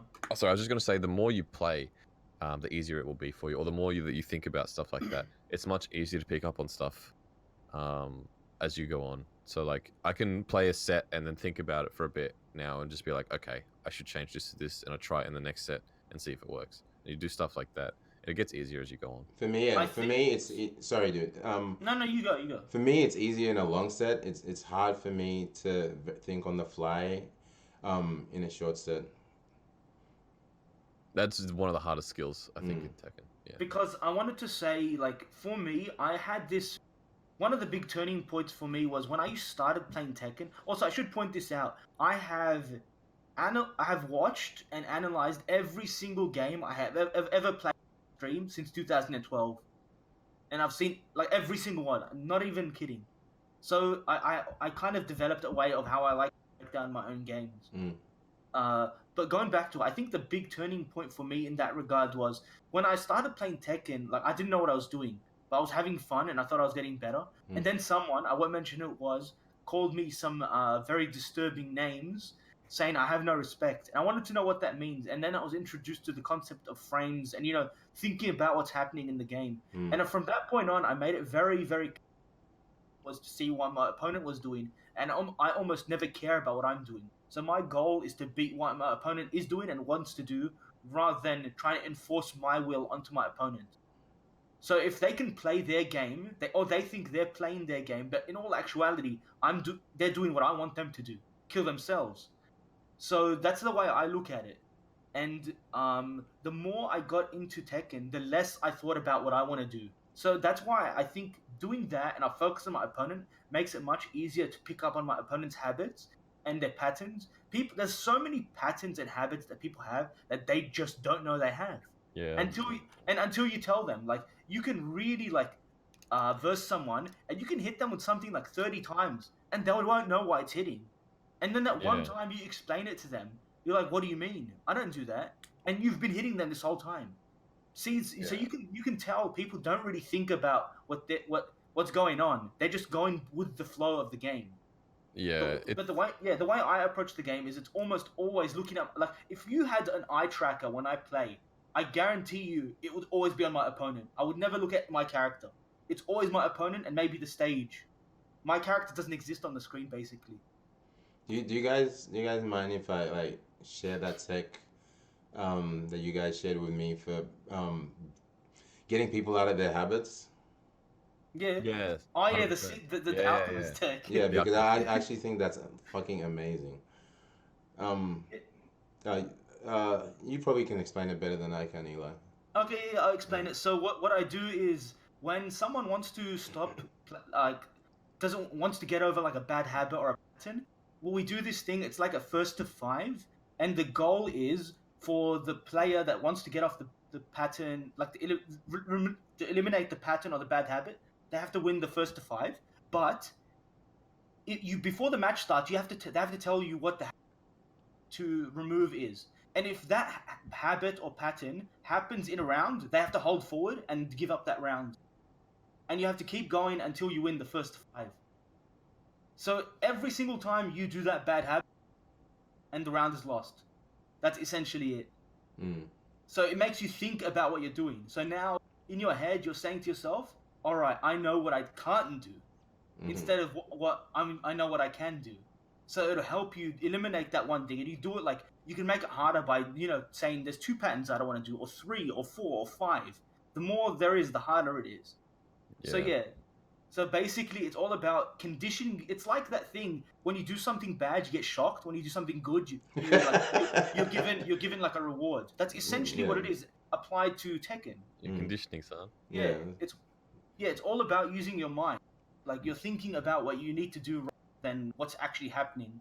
Mm-hmm. Yeah, because sometimes you can tell someone what they did wrong, and then you play the next game and they do it again straight away. And, And then they do it again. Come on, man. And they do it Like, again. And they do it. Like, we like, all know and people like that. Dude, I just told you. So you need to give them the round, like make them lose the round, or do something. Like it's got to come to a point where the guy's going to lose like 9 rounds in a row just to himself. He's going to be like, "What am I doing? All right," and then you just think about not doing that, and then you'll get used to it.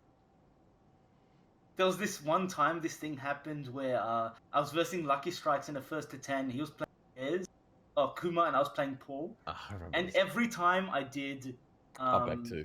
Yeah, up back 2, he would do bears down back 3. And I thought he was doing it to condition me to start ducking. And then I started doing like low parry. And then in the end I started doing up back 2 into hop kick, like shredder kicks. And it worked like 3 or 4 times. And then the score was 7. I did up back 2 as my first move in the second round, and he did down back 3, and I didn't do hop kick. I just looked at him. I looked straight fucking at him during the set, and I said, I'm like in my mind, I was saying, "Fucking kidding me? Are you even thinking in this game of Tekken?" And you know what happened in the next round? I did up back 2 into hop kick, and it worked. Jesus. Yeah, but the stuff you got to pull out, like but it's a good way to help eliminate habits. Yeah. All right. Are there any last minute questions for wowzer? If not, Did we miss any? Let's go back and check. I'm pretty sure we got them all.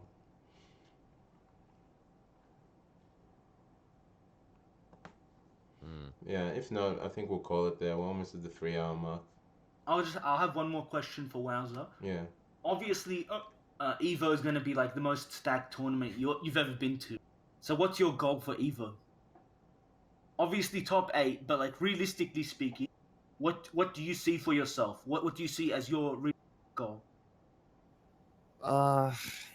Honestly, I just want to like go for experience and like play all these different play styles. I can just learn as much as I can. Like even if I don't play well, as long as like something to really improve on, and that'll be enough for me for like in the future.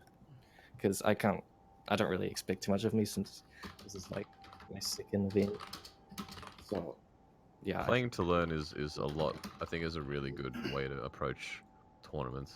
You just want to learn, and I think that doesn't ever have to stop. Like you can be the best player in the world, but when you play, you're trying to learn. And if you win a tournament, you win a tournament. But as long as you got something out of it, that's a good way to approach. One final question from Holy Emperor. Why do you hate Feng so much?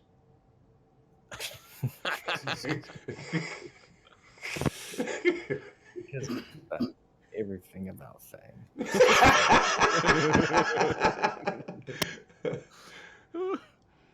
And there you have it.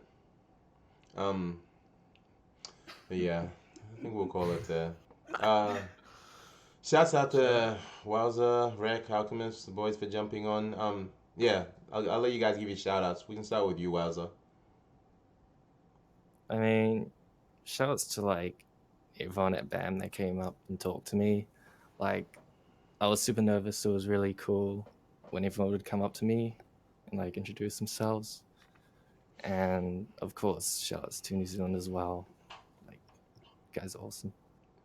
Nice. You got any social medias you want to plug? Your Twitter? No, it's fine. Dude, alright, dude, I'll link your Twitter in the show notes. Jesus Christ. This guy's almost DN levels of like.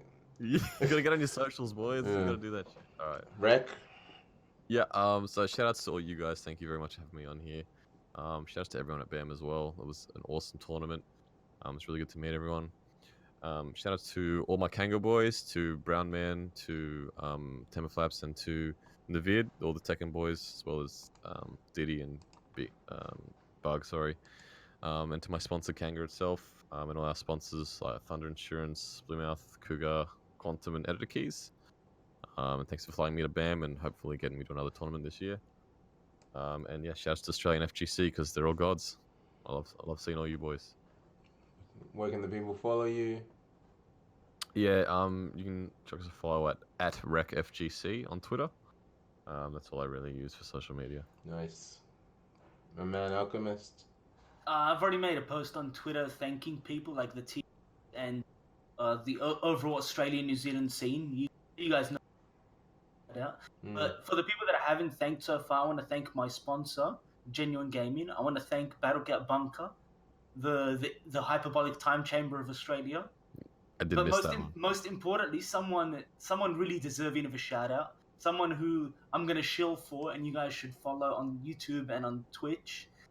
Shout outs to Petro Rose, the fucking MVP of BAM, for getting the godlike moments of BAM. You know, just the only way would have been able to like have these matches recorded and played back is with Petro. Without him, there would be countless hours. Like, look at his stream. There's like 12, 13 hours of footage that you'd never be able to see if he didn't record it. So shout out to Petro Rose. That's his channel on Twitch. Shout outs. Or making the sausage as well. Yeah, making the sausage on YouTube. Yeah, definitely. And yeah, for anyone that wants to follow me on Twitter, I know it's annoying to spell, but bear with me. Yeah. You gotta fix this mic. Yeah, legit. I don't know if it's your mic or your internet. Dude, we got to get you on that Audacity tech. I think we should have done it this podcast. This is a backup. But yeah. Yeah, so you guys can follow Eli at Alchemist, spelt 4LCH3M15T on Twitter. And definitely check out his Twitch stream as well. Absolutely godlike. Oh yeah, the BKB streams of all offline or sometimes online goodness. Yeah, definitely check us out there. But yeah, that's it for this episode, guys. Thanks again for everyone tuning in. It's episode 32. Thanks to Reck, Alchemist, wowzer for tuning in. Very much appreciated. You can catch us next week on the next episode of The Beast Dance. Much love. Peace out. Thank you. Ladies, boys. Oh, good. That was long. Oh, I'm fucking starving, man. I'm not gonna lie. You ended, right? Not yet. Dude, I'm trying to host Petro here and I'm having like a fucking meltdown. Yeah, I know. I need to eat. It's not over. Alright, well, we're good. Alright, done.